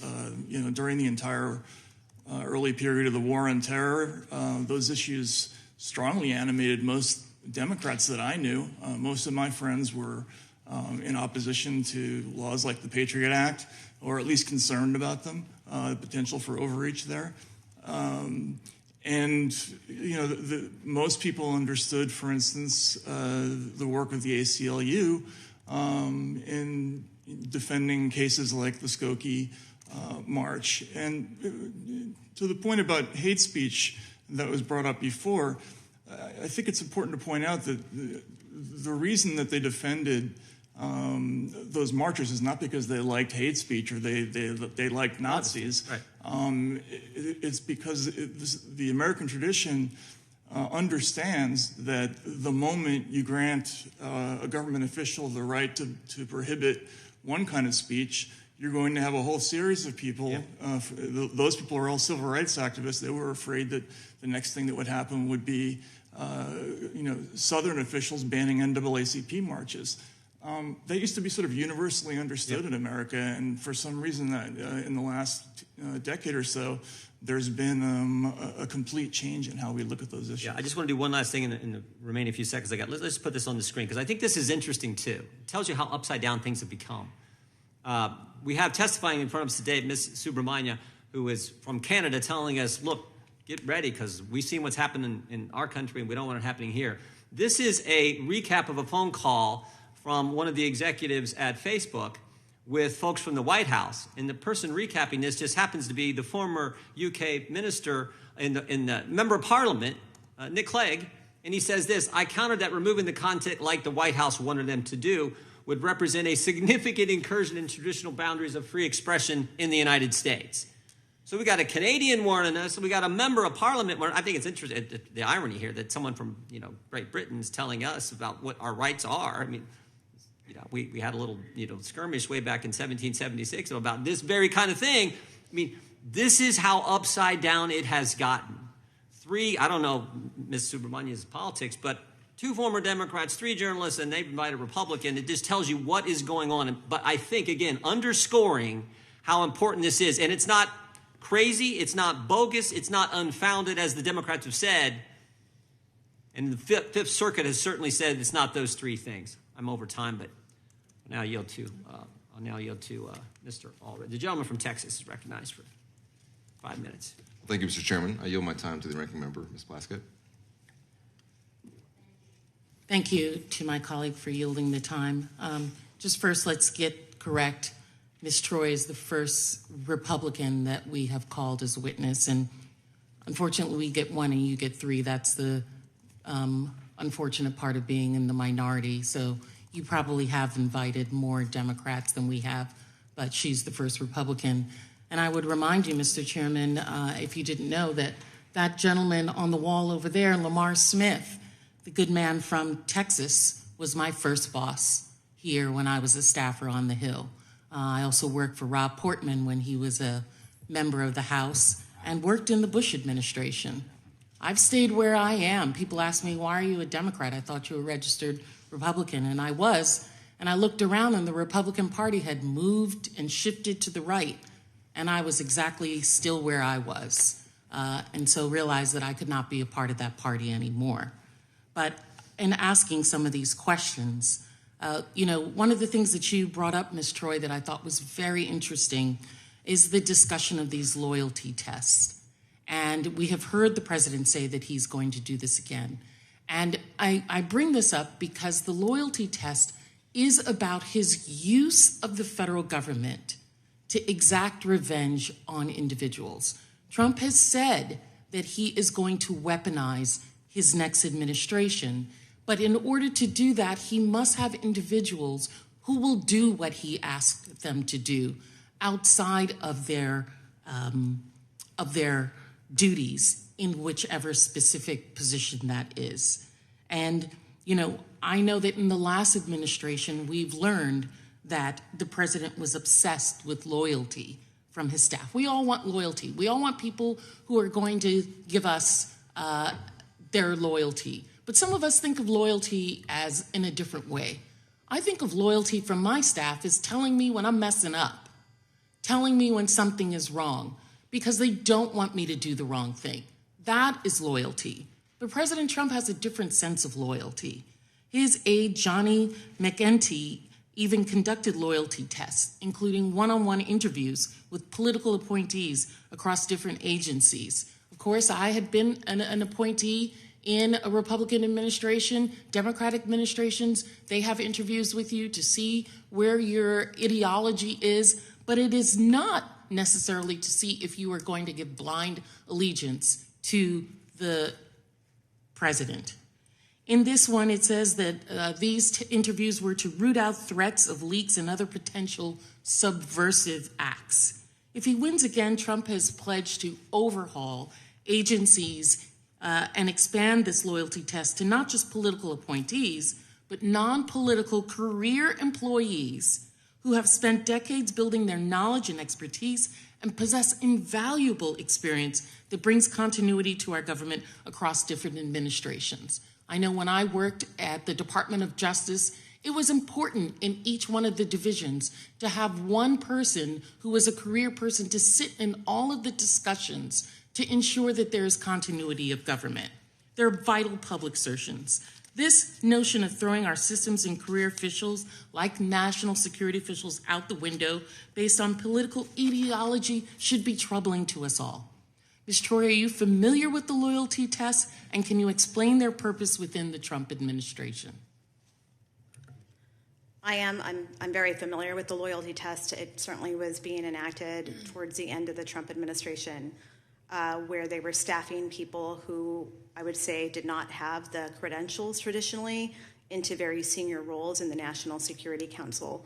For example, in the Directorate of Resilience, which I mentioned in my opening remarks where I said that it could impact disaster relief aid. I want to be very clear about that on how dangerous it is, because this person was potentially going to be in charge that had no background in it, did not understand how the interagency works on this, did not understand FEMA, did not understand HUD, did not understand what it takes to push this through the process. And I will say that should loyalists be placed in positions like this going forward, the loyalty test being that you will not abide by the rule of law, that you will bend the rules, you will not follow the regulations and procedures, I think that we are heading down a further dark path that will affect all of us. Doesn't matter, Democrats or Republicans. I know that in the Trump administration, for example, there was a fire management assistance grants for California during the horrific 2018 wildfire season, where Trump did not want to issue the aid. In fact, I believe he told Brock Long, who was the head of FEMA at the time, don't give them a dime because they were a blue state. I can tell you that it was only until Donald Trump was shown that Orange County voted in his favor majorly that he finally released that aid. That should not play a role in how we respond to American citizens when they are in need, especially in things like disasters. So when I look at Florida and I see Ron DeSantis, who is an opponent to Trump, I think about those people in Florida, primarily Republicans, who are always in the path of hurricanes at times, and I think about what it's going to look like for them when aid is not received should Trump get back into office. Thank you very much. I yield back. Gentleman yields back. The chair now recognizes the gentleman. And I should, if any of you need a break, just let us know. I should have mentioned that earlier. Just let us know, and we'll be happy to do that. The gentleman from North Carolina is recognized for 5 minutes. There is a very odd oppositional dynamic in this hearing, which is striking. And Ms. Troye, I want to get at it by asking you this. You said something along the lines that the belief that there's has been social media censorship against conservatives is sort of a figment of conservatives' imagination. Ms. Wasserman Schultz summarized it as a red herring, bogus red herring. You're aware of the Missouri versus Biden district court decision that recited evidence that the White House, the FBI, CISA all engaged in working through the social media companies to conduct censorship. It was preliminarily enjoined. You're aware that the Fifth Circuit Court of Appeals has reviewed that, found that the findings of the district court were well supported by evidence, and modified and substantially affirmed the preliminary injunction against the government entered by. Are you aware of all that? And does it affect your view that all of this is a figment of imagination? I am aware of the decision. I also want to clarify, I have not actually never said that this is a conspiracy. You've not heard that comment from me. So you believe there is censorship going on by means of the federal government on social media platforms, or has been? I can only speak to my experience, and I will say that I've sat in a lot of these interagency meetings with social media companies, and ultimately it was their decision. And I will say that when content was removed, it was ultimately up to them. We followed the process. See, that's what the court has said is the problem, is that the agencies have engaged in this subterfuge where they say, well, we want you to make the decision, but they're all over them to the point that their constant involvement makes it government involvement. That's the threat. Mr. Shellenberger, let me turn to you, because I was thinking about where we are. Twitter files revealed these connections, right? Direct connections between Elvis Chan of the FBI and social media companies, CISA and the social media companies. And then your further reporting, and yours, Mr. Taibbi, revealed the next layer, which is what you call the censorship industrial complex. The connection between CISA funding these adjacent agencies, Stanford, people at Stanford, people at University of Washington. And so they could offload this exact subterfuge, and they could pre-bunk stuff and stop whole narratives from taking hold. And now your CTI League shows yet another dynamic in two ways, it seems. You've got this guy, we ought to get his name out there for folks, Pablo Brewer, you said, a commander with the Special Operations Command, I believe, at some point. And he's involved in this CTI League, but they got Israeli, you mentioned British intelligence, and you say this in part of your report, the authors, and talking about one of their reports, advocated for police, military, and intelligence involvement in censorship across Five Eyes nations, and even suggested that Interpol should be involved. Why is that significant, Mr. Shellenberger? Because it's not blindingly obvious. And do it as quickly as you can, because I've got one other thing I really want to get to if we can. Well, because we don't want the police and the military to decide what we can say and read, and that's what makes our country amazing. Is that our founding fathers, they said, speech comes. It's the First Amendment. It comes before government.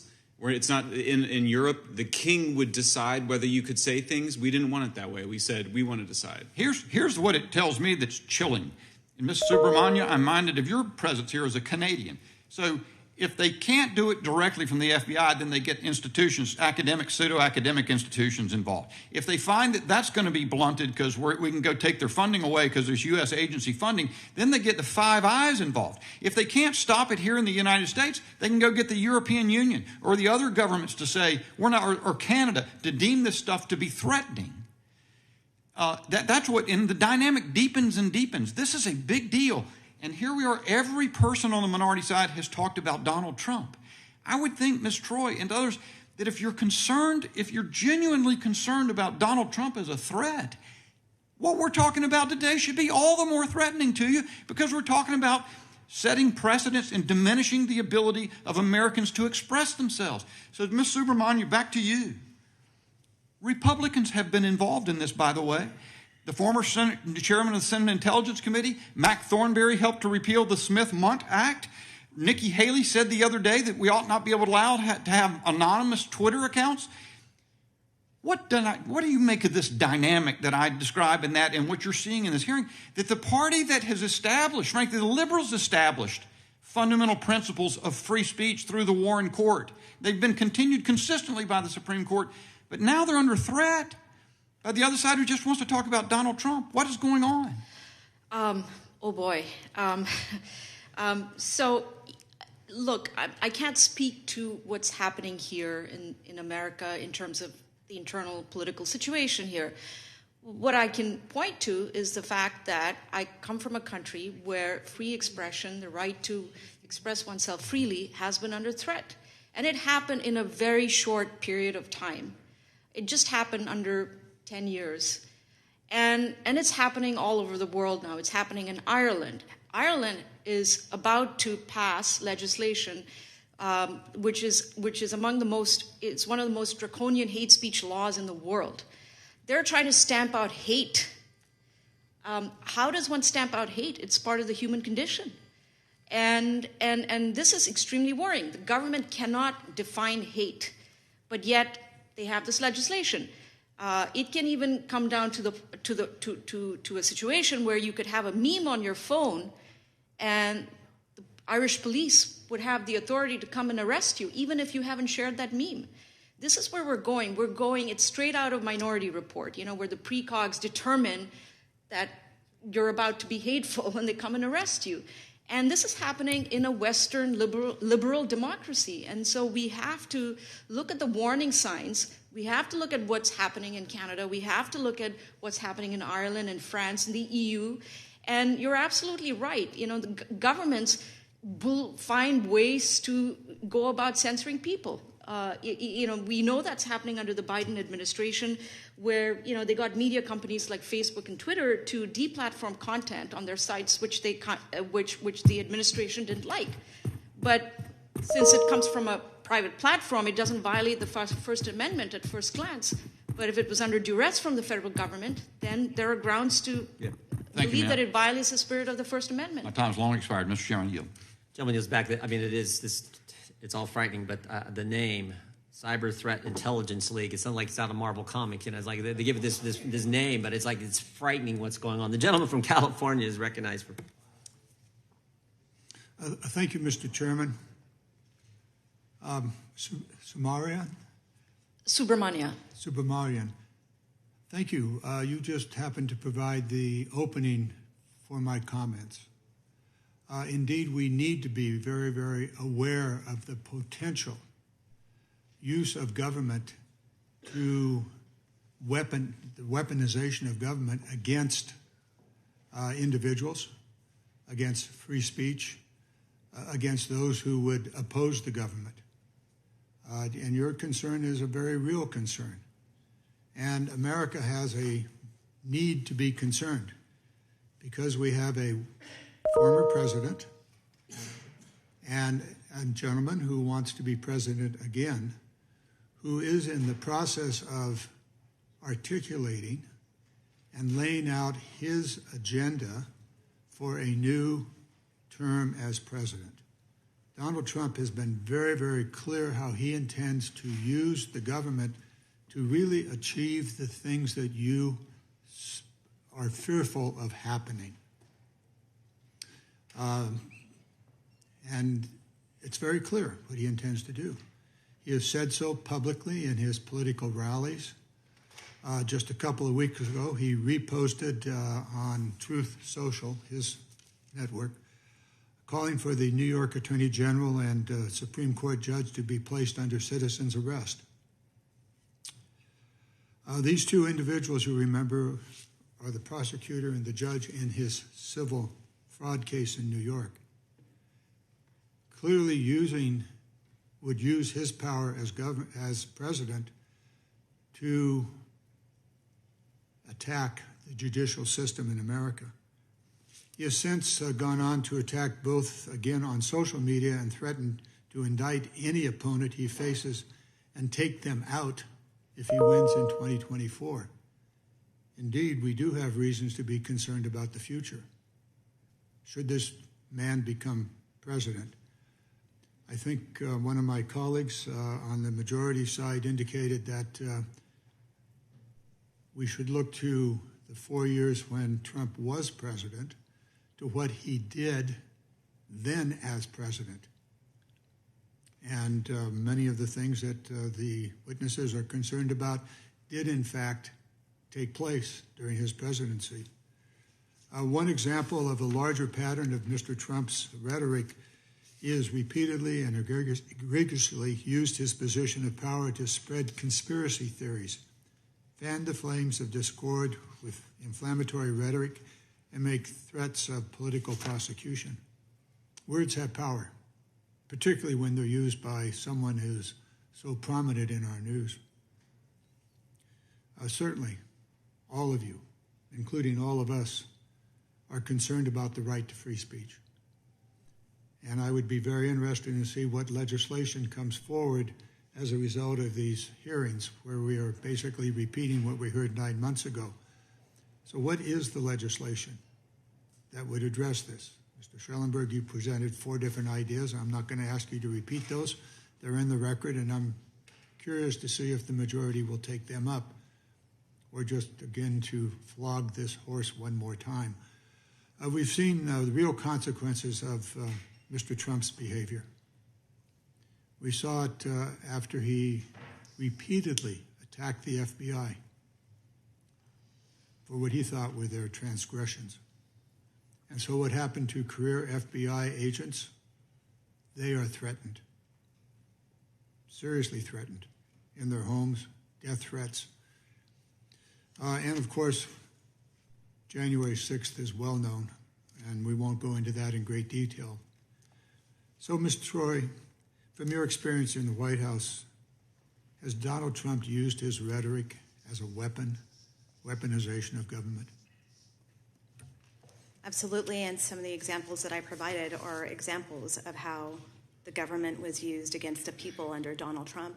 And honestly, when I heard your opening statement, I felt like you were describing what I had lived for 4 years working in the U.S. government, of the fears that I saw that were coming to fruition, almost word for word, to be honest. And I was thinking about it and what the future does hold should Trump come back into office, because that is sort of the government that he wanted. It was to use the government to his favor, to attack his political enemies, and to silence any dissent when he fired heads of intelligence agencies just for telling the truth about potential foreign adversaries or things that were happening with our election, or merely just for taking a stand on things that he wanted to do in foreign policy that would have put us into very dangerous predicaments.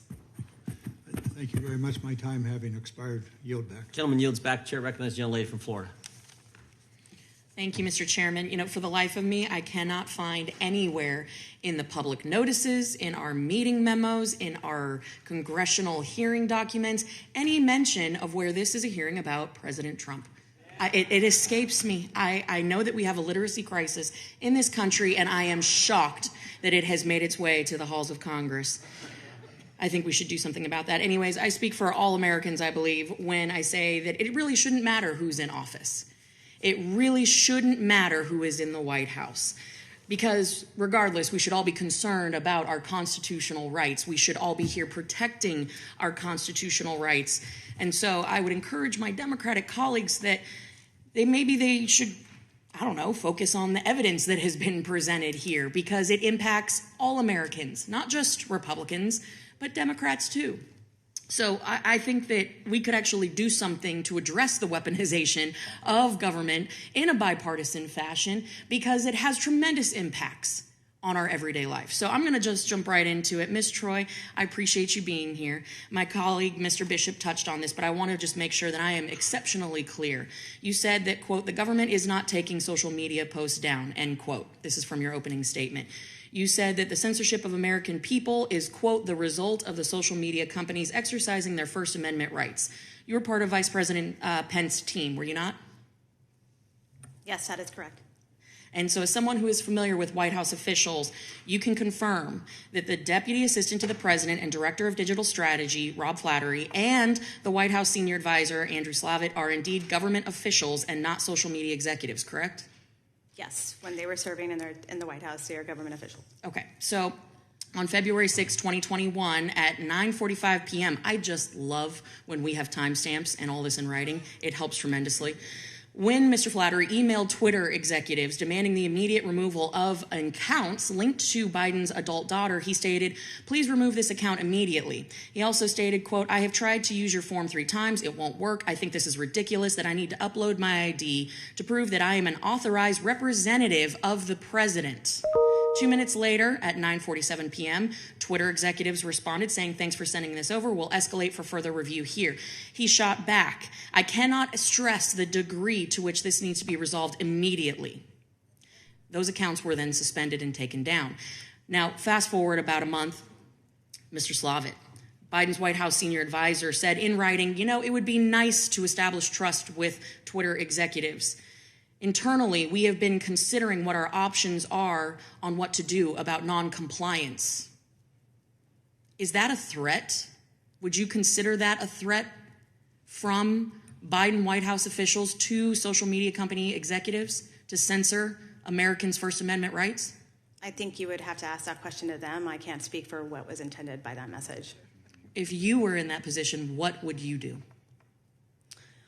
Well, actually, I can tell you because I've had conversations with social media companies during the Trump administration while on Mike Pence's office, where I did call a social media company, and we did say, could you please take these photos down, if possible, because a U.S. missionary was killed brutally in Cameroon. Yeah. And Charles Wesco from Indiana, whose brother serves as a Republican in the Indiana state legislature. It was his brother who was killed brutally. And the ambassador from Cameroon, U.S. ambassador, did weigh in and say, can we take these down while they circulate to notify the next of kin before they see these horrific images of their father brutally murdered in a crossfire between 2 different opposing groups in Cameroon? Absolutely, Ms. Troye. That is heartbreaking. And hold on, I've got to reclaim my time here.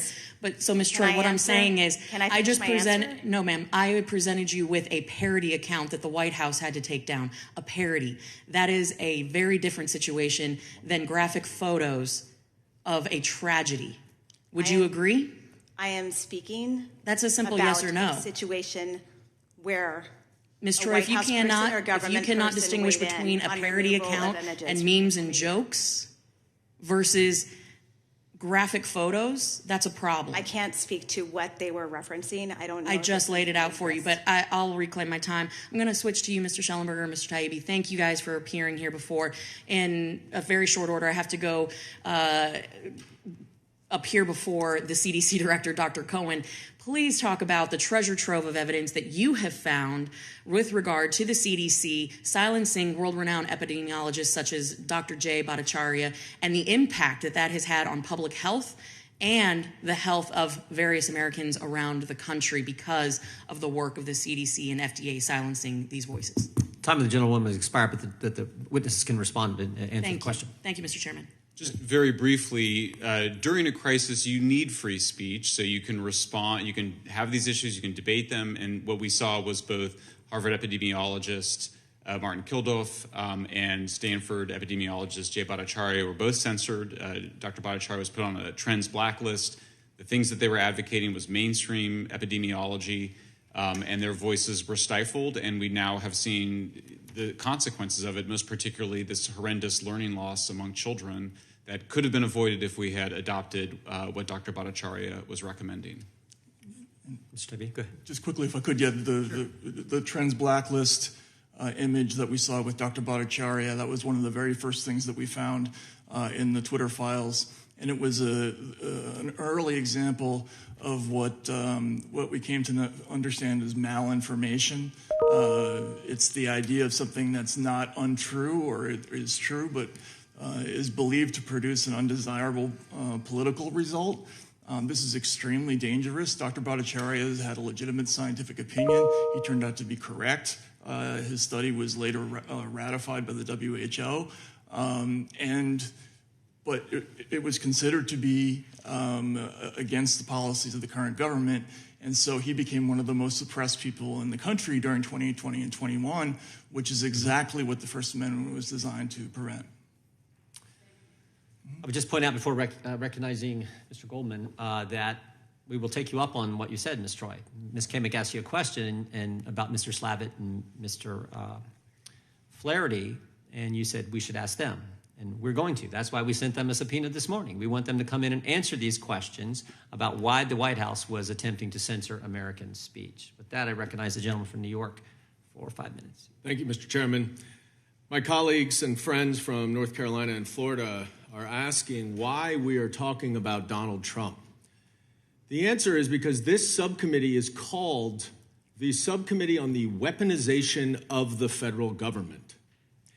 And because of that, the only evidence that we have here in front of us today about the weaponization of the federal government is from Ms. Troye, who has outlined in detail, and I'm sure she has more detail, how Donald Trump weaponized the federal government against his enemies and for his own political interests, and how he intends to do it again.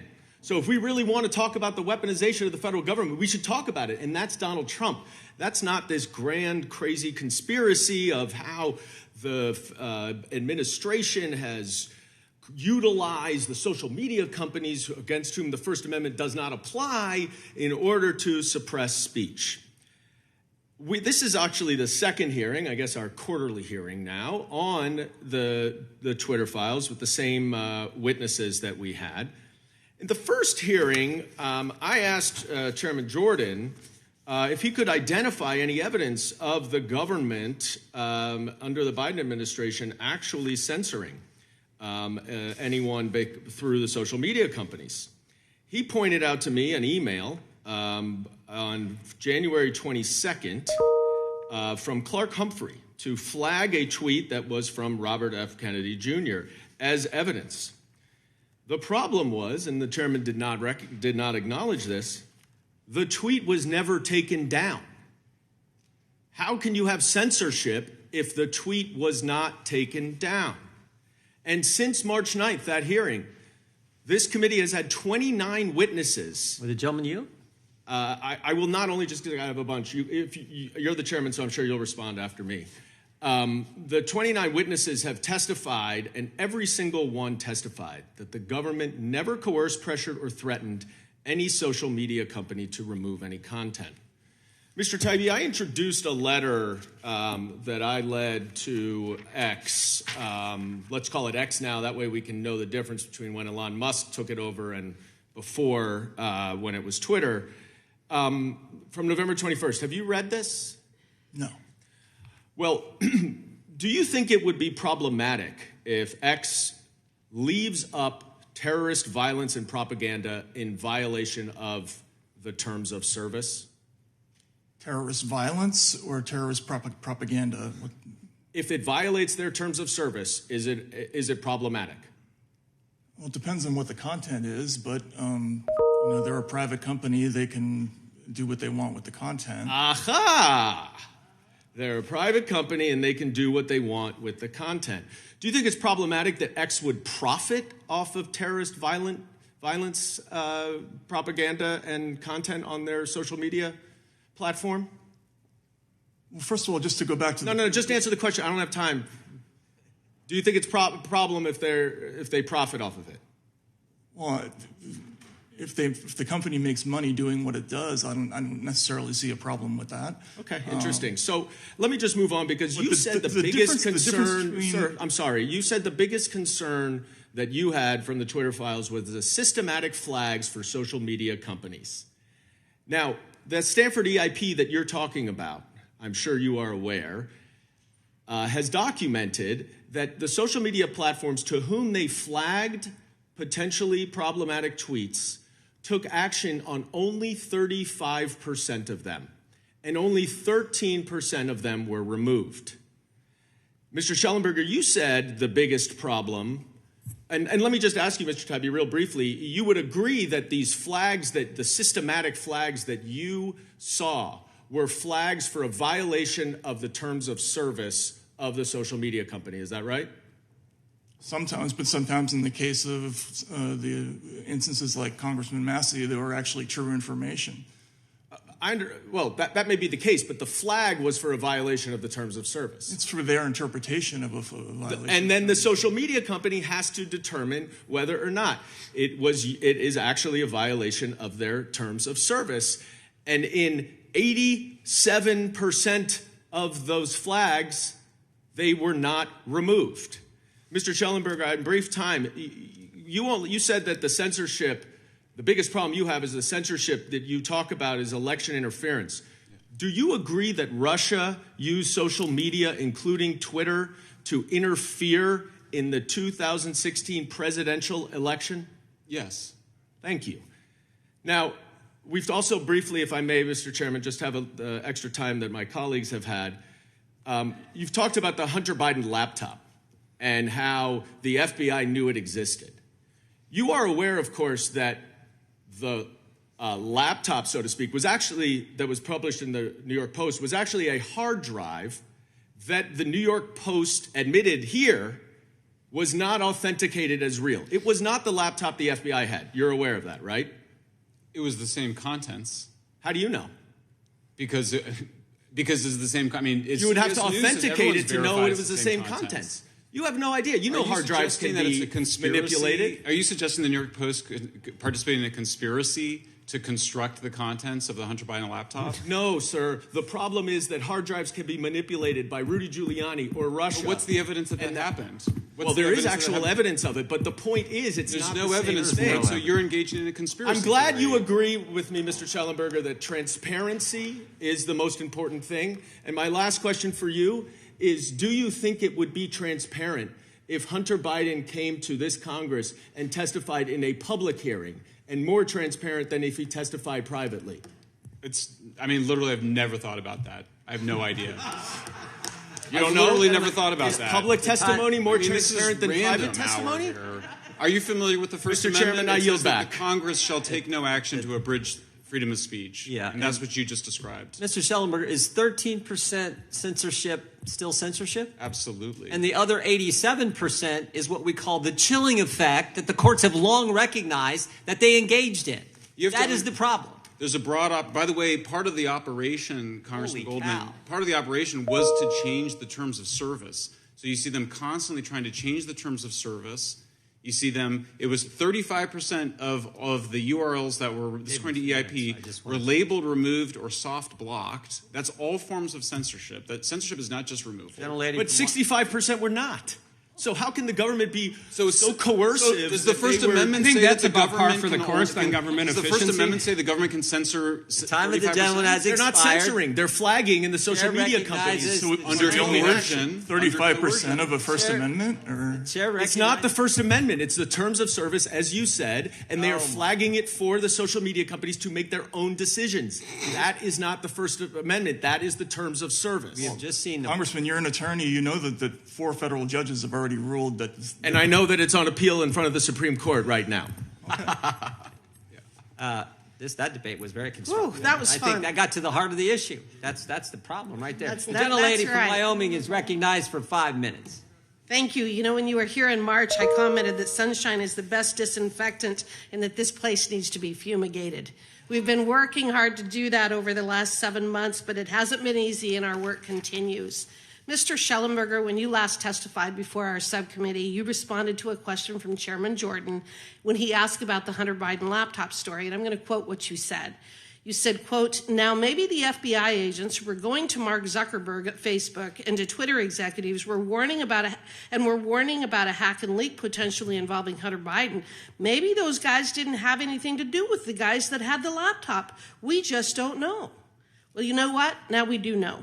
And we know after interviewing Laura Demlow, who at the time of the Hunter Biden laptop story was on the Foreign Influence Task Force, we have learned from her that she and others on that task force did in fact know about the laptop before the New York Post story broke, and they knew it was his. In other words, the work done in the years since the release of the Twitter files has continued to expose the extent of the censorship industrial complex. These discoveries show the importance of your testimony and the oversight work that has been done by this committee. What do you think this shows in terms of the complexity and scope of the censorship industrial complex? What I mean by that is, even though with the trove of information that you released over a year ago, or approximately a year ago, we're still filling in the gaps to understand the extent of what the federal government has engaged in terms of violating the First Amendment. Yeah, I think one of the most important things that it shows is that the censorship is in service of disinformation. It wasn't that they prevented the New York Post from publishing. It wasn't even that they did. The tweet eventually did come back on Twitter, was eventually allowed. But the disinformation that was planted, that myself and all my family and friends believed, was that there was something fraudulent about the Hunter Biden laptop, which we now know was actually the Hunter Biden laptop. It's been verified now by all the major media and everybody else. But it created the perception that it was misinformation by the Russians. And of course, that conspiracy theory continues to be peddled today. So that's what it did. And that's how these guys at CTIL thought about it. That's how all of these operatives that are used to waging disinformation campaigns and psyops in foreign countries turned those tools against the American people. And that's the critical point. They have been turned against the American people. Absolutely. What do you think about the fact that the FBI agents warning Twitter about a hack and leak were the same agents who knew that of the existence and legitimacy of that laptop? What do you think about those people? It's shocking. I like you said, I was trying to only report on what we knew at the time, but obviously when that came out, it's absolutely shocking that you would have FBI sitting on this information in 2019 and then seeding the idea that there would be a hack and leak coming. It wasn't just Aspen Institute, it was also Stanford came out, and they used that as a pretext to attack the Pentagon Papers principle upheld by the Supreme Court that when journalists like us are leaked information, we can publish it and we're protected by the First Amendment. We saw Stanford Institute attacking that precedent and saying journalists should no longer follow the Pentagon Papers principle. They should no longer report on information leaked to them. They should not do what Matt and I and Alex just did with publishing these files leaked to us by a patriotic whistleblower who knew absolutely that this was wrong, that it was a violation of the First Amendment, that it was a violation of it in the spirit and the letter. And that's the kind of, to see these institutions of the establishment argue against this great American tradition of journalism and the First Amendment, it's quite appalling. It's shocking. Shocking. Ms. Subramanya, here in the House, we are exposing the U.S. government censorship by proxy, which uses social media companies, academia, and private companies to circumvent the First Amendment. At the same time, we are watching with horror as liberal democracies in Europe and Canada are not even trying to hide their efforts to censor their citizens. We know where this is going, and without exposure and reform, we could be doomed to the same fate. In your opening statement, you discussed the impacts of the Online News Act and the other censorship efforts seen in European nations, and you issue a stern warning that I hope all Americans will take to heart. Could you describe the trends that you are seeing and specifically what tools or mechanisms of control these governments are trying to exert over free speech? Thank you for that question. Some of the examples are from my testimony. So debanking is one obvious tool that the Canadian government, in a sense, has pioneered as far as Western liberal democracies are concerned. China has been doing that for years, but it's now come to the West. And they went after peaceful protesters and punished them, weaponized the financial system, weaponized the government against them to teach them a lesson. You can't do this ever again. And this sort of thing has a chilling effect on people's ability to express themselves freely. And that's certainly happened in Canada. And what's happening in Ireland, again, another country that I mentioned, what's happening in France, the EU directive on online speech. All of these things are just extremely problematic. And what I want to say something here. What is under threat here is a core value of Western civilization. That's right. That is what is being undermined here. And that goes back to the Enlightenment. That is what we have to fight for. And the way you tackle misinformation, disinformation, all of these things which are bandied about loosely by people who want to censor you, the best solution to these things is more robust debate, and that goes back to the Enlightenment period, and that's what I want everybody to remember. Thank you. Thank you. And thank you, Mr. Taibbi, Mr. Shellenberger. Thank you for battling for all of us. Thank you for working so hard to protect our First Amendment rights. We really, really are terribly indebted to you, and you as well, Janine. Thank you. Thank you. The gentlelady yields back. Mr. Subramanya, well said. The chair now recognizes the ranking member. Thank you. Thank you, Mr. Chairman. In 2017, as some of you may recall, one of Trump's first official actions as president was to issue the chaotic executive order barring any travel from 7 predominantly Muslim countries, effectively serving as a Muslim ban. He continued these attacks on immigrant communities throughout his presidency. And he has promised to strip immigrants, if elected again, of their benefits and work permits, execute the largest deportation effort in American history, strip immigrant children of American citizenship, even if they're born here, and reinstate and expand the Muslim ban. Ms. Troye, you were an advisor in the White House when the Muslim travel ban was implemented. Can you tell us, as a national security expert, what happened when that ban took place? Was there advice given before the president issued that? Sure, there were numerous discussions, and just to clarify, during the travel ban time, I was at DHS. I was the lead intelligence officer on the travel ban, coordinating the entire community. There were significant discussions on intelligence assessments conducted. I will say that there were heated discussions and meetings where members of the Trump administration, loyalists who wanted to override community intelligence assessments to suit the countries that they wanted on the list. There was significant pushback. There was advice from career intelligence officers, senior intelligence officers like myself, about the threshold of these assessments. I will tell you that it went to the extent where there were senior officials Googling what they considered to be intelligence input and sending it to me to be included in official community coordinated intelligence assessments and saying that those were facts, which was appalling to me because that is not how the intelligence community, it's not how we operate. So there were numerous situations like that where that was the kind of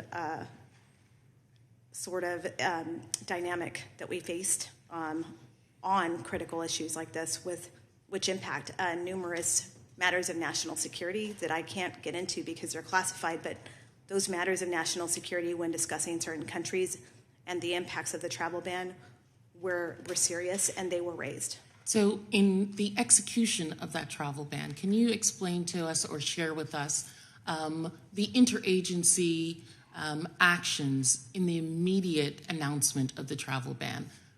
Was this something that had been worked through? No. How did that happen? No, we were blindsided by when it was issued, especially at DHS.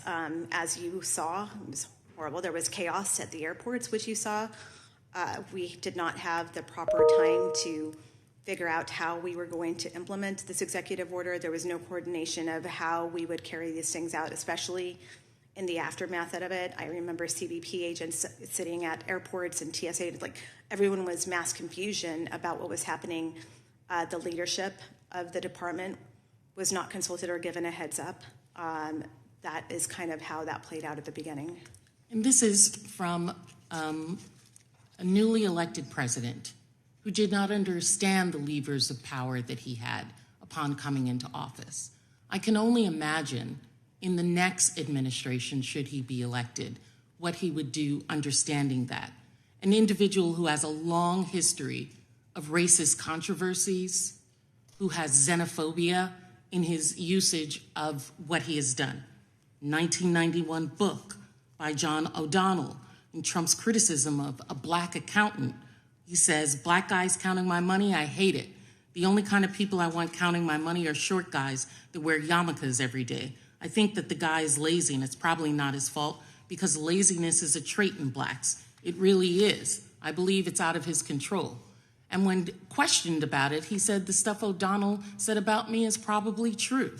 This is an individual who, when he was in the White House, denied making the comment about shithole countries that people should go back to, although senators, U.S. senators, present at the meeting, said that it would happen. Ms. Troye, you signed a statement with over 130 national security experts that explained how Trump had routinely vilified immigrants in this country, which, among other things, makes him unfit to be the commander-in-chief. Many of us are offended when he demonizes individuals, immigrants, from a moral and personal perspective. But what effect does it practically have on national security stability when Trump broadly demonizes immigrant groups in this country? Well, I am the daughter of immigrants. My mom is a Mexican immigrant, and I am of Mexican descent. And I will say, which the president said were rapists, right? Correct. I remember that. And I will say that it leads to anti-immigrant sentiment. It leads to attacks on immigrants. It leads to situations like when they repeat the great replacement narratives. It leads to mass shootings like the one in El Paso at the Walmart where my aunt was in, when the shooter talked about the Hispanic invasion of Texas. It leads to situations like that. It leads to the violence and hate that you are continuing to see in the divisiveness of this country. I will tell you that it also speaks to another scenario that I remember clearly was when Trump kept calling it the China virus, and he did it on purpose, and it was the attacks on Asian people in this country increased during the pandemic.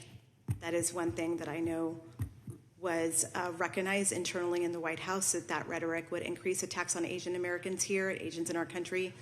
I will tell you that Mike Pence took that very seriously. He did not use that lingo because he knew that it would lead to these types of hateful acts that we're still seeing in our country today.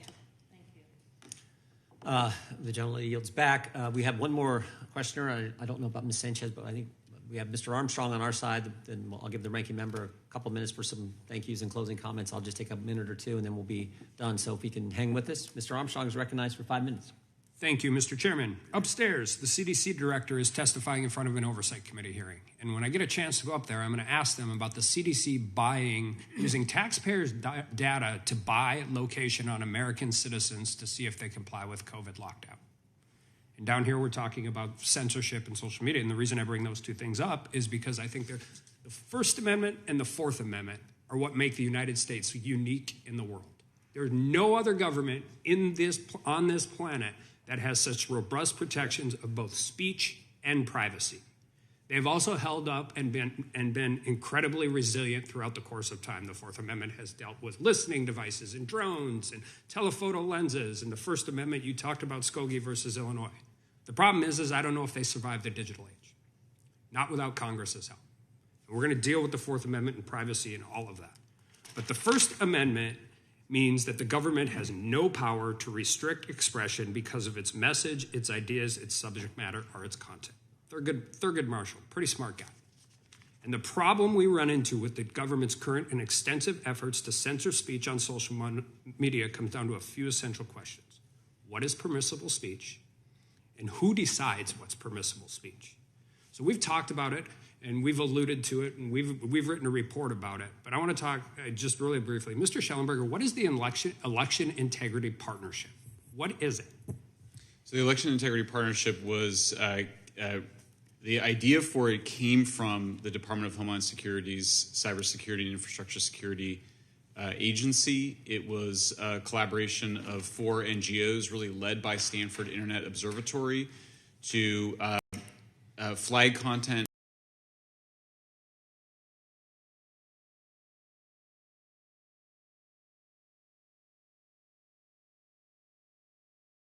involved in funding it and creating it. Correct. Was it effective? As we were discussing, it resulted in action on 30. I mean, the platforms responded 75% of the content that was being flagged by the EIP, and then in 35% of those cases, they took action. Mr. Taibbi, you earlier wanted to jump in on this subject, and I'm going to allow you an opportunity to talk. The question is was the government involved and engaged in censoring speech leading up to the 2020 election? Yes, I think so. Absolutely. I mean, through the EIP and through a variety of other means. I think it's also worth pointing out, you brought up the purchasing of geolocation data.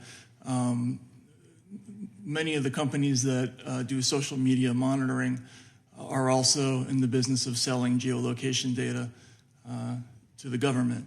So it's a very similar pattern, even though there's been a Supreme Court ruling that says that you can't get geolocation data without a warrant. I believe it was Carpenter v. United States, yeah. Right? Yeah. It subsequently came out that multiple agencies were doing that anyway through middleman companies, and this is basically the same pattern that we see with speech with groups like the EIP or CTIL. It's essentially a workaround, a legal workaround. Well, and I think we're going to the net, and it didn't quit in 2020. We're going to get to that. But I mean, the problem is we define misinformation and disinformation very differently. And what I've come to figure out what it means from the government is anything critical of the government. But it's already evolved from that. You know, I sat in Brennan's transcribed interview, and he just blatantly said, I don't care if it's true or not. And in June of 2021, CISA's Countering Foreign Influence Task Force created a mis, dis, and malinformation team, the MDM team. What is malinformation, Mr. Shellenberger? That's accurate information that could lead people to have the wrong conclusion. So the main example of this is often true stories of vaccine side effects that might lead people to be hesitant about taking the vaccine. So not only were they censoring information they deemed to be inaccurate, they were censoring accurate information, and they're continuing to do it now. Not only that, but both CTIL and the leaders of the Stanford Internet Observatory emphasized that malinformation was the main event. Stopping narratives was the main event. It was their main focus. The smaller stuff, the inaccurate tweets, that was less of a concern. They were really focused on the big objectives, in this case, making sure people took the vaccines. So an agency funded and created by the government, a partnership funded and created by the government's number one stated goal is to censor true information. And whole narratives, whole ways of thinking. That should terrify everybody, Democrat, Republican, Independent, young, old, anybody else. May I add one thing, Congressman? Sure. Which is just that if you know the Democrats are very, very concerned about President Trump, I would ask them, if they're so concerned about President Trump, would you want him to control the censorship apparatus? Would you want that, given all the things that you've said? Would you like him to be able to call Twitter and Facebook and all these other platforms and demand that they censor content? Doesn't seem consistent to me. Well said. The gentleman yields back. The chair recognizes the ranking member for a closing comment, and then we'll close the committee. Thank you, Mr. Chairman. I just want to thank the witnesses for being here. I too want to thank our witnesses. Ms. Troye, thank you for being here. Ms. Subramanya, thank you. You said just a few minutes ago that this is about Western civilization. I think the gentleman from North Dakota said it well. The First Amendment, Fourth Amendment are at the heart of that, and that's why we're doing this. So thank you. And frankly, I think I just met you today, but you strike me as almost too nice, because it's not debanking, it's stealing, it's taking. They're taking someone's property, and that's what they did to this guy who served in the Canadian amount of police, and what they frankly are. I hope doesn't ever happen in this country. But thank you for being here. It was very good. And to our witnesses, Mr. Taibbi, Mr. Schellenberg, thank you for coming back. I think the Democrats said that this is like a quarterly thing. I think we should make it a quarterly thing. I mean, the First Amendment and Fourth Amendment are that darn important. But for your work a year ago, you two guys and a few others, I don't know that we'd have all the information we have. So, you know, someday someone's going to write the history books, and they're going to recognize folks like you who are willing to stand up, frankly, coming from the other party, because most of the censorship has been against conservatives and Republicans, but someone Democrat, and I'm against all of it.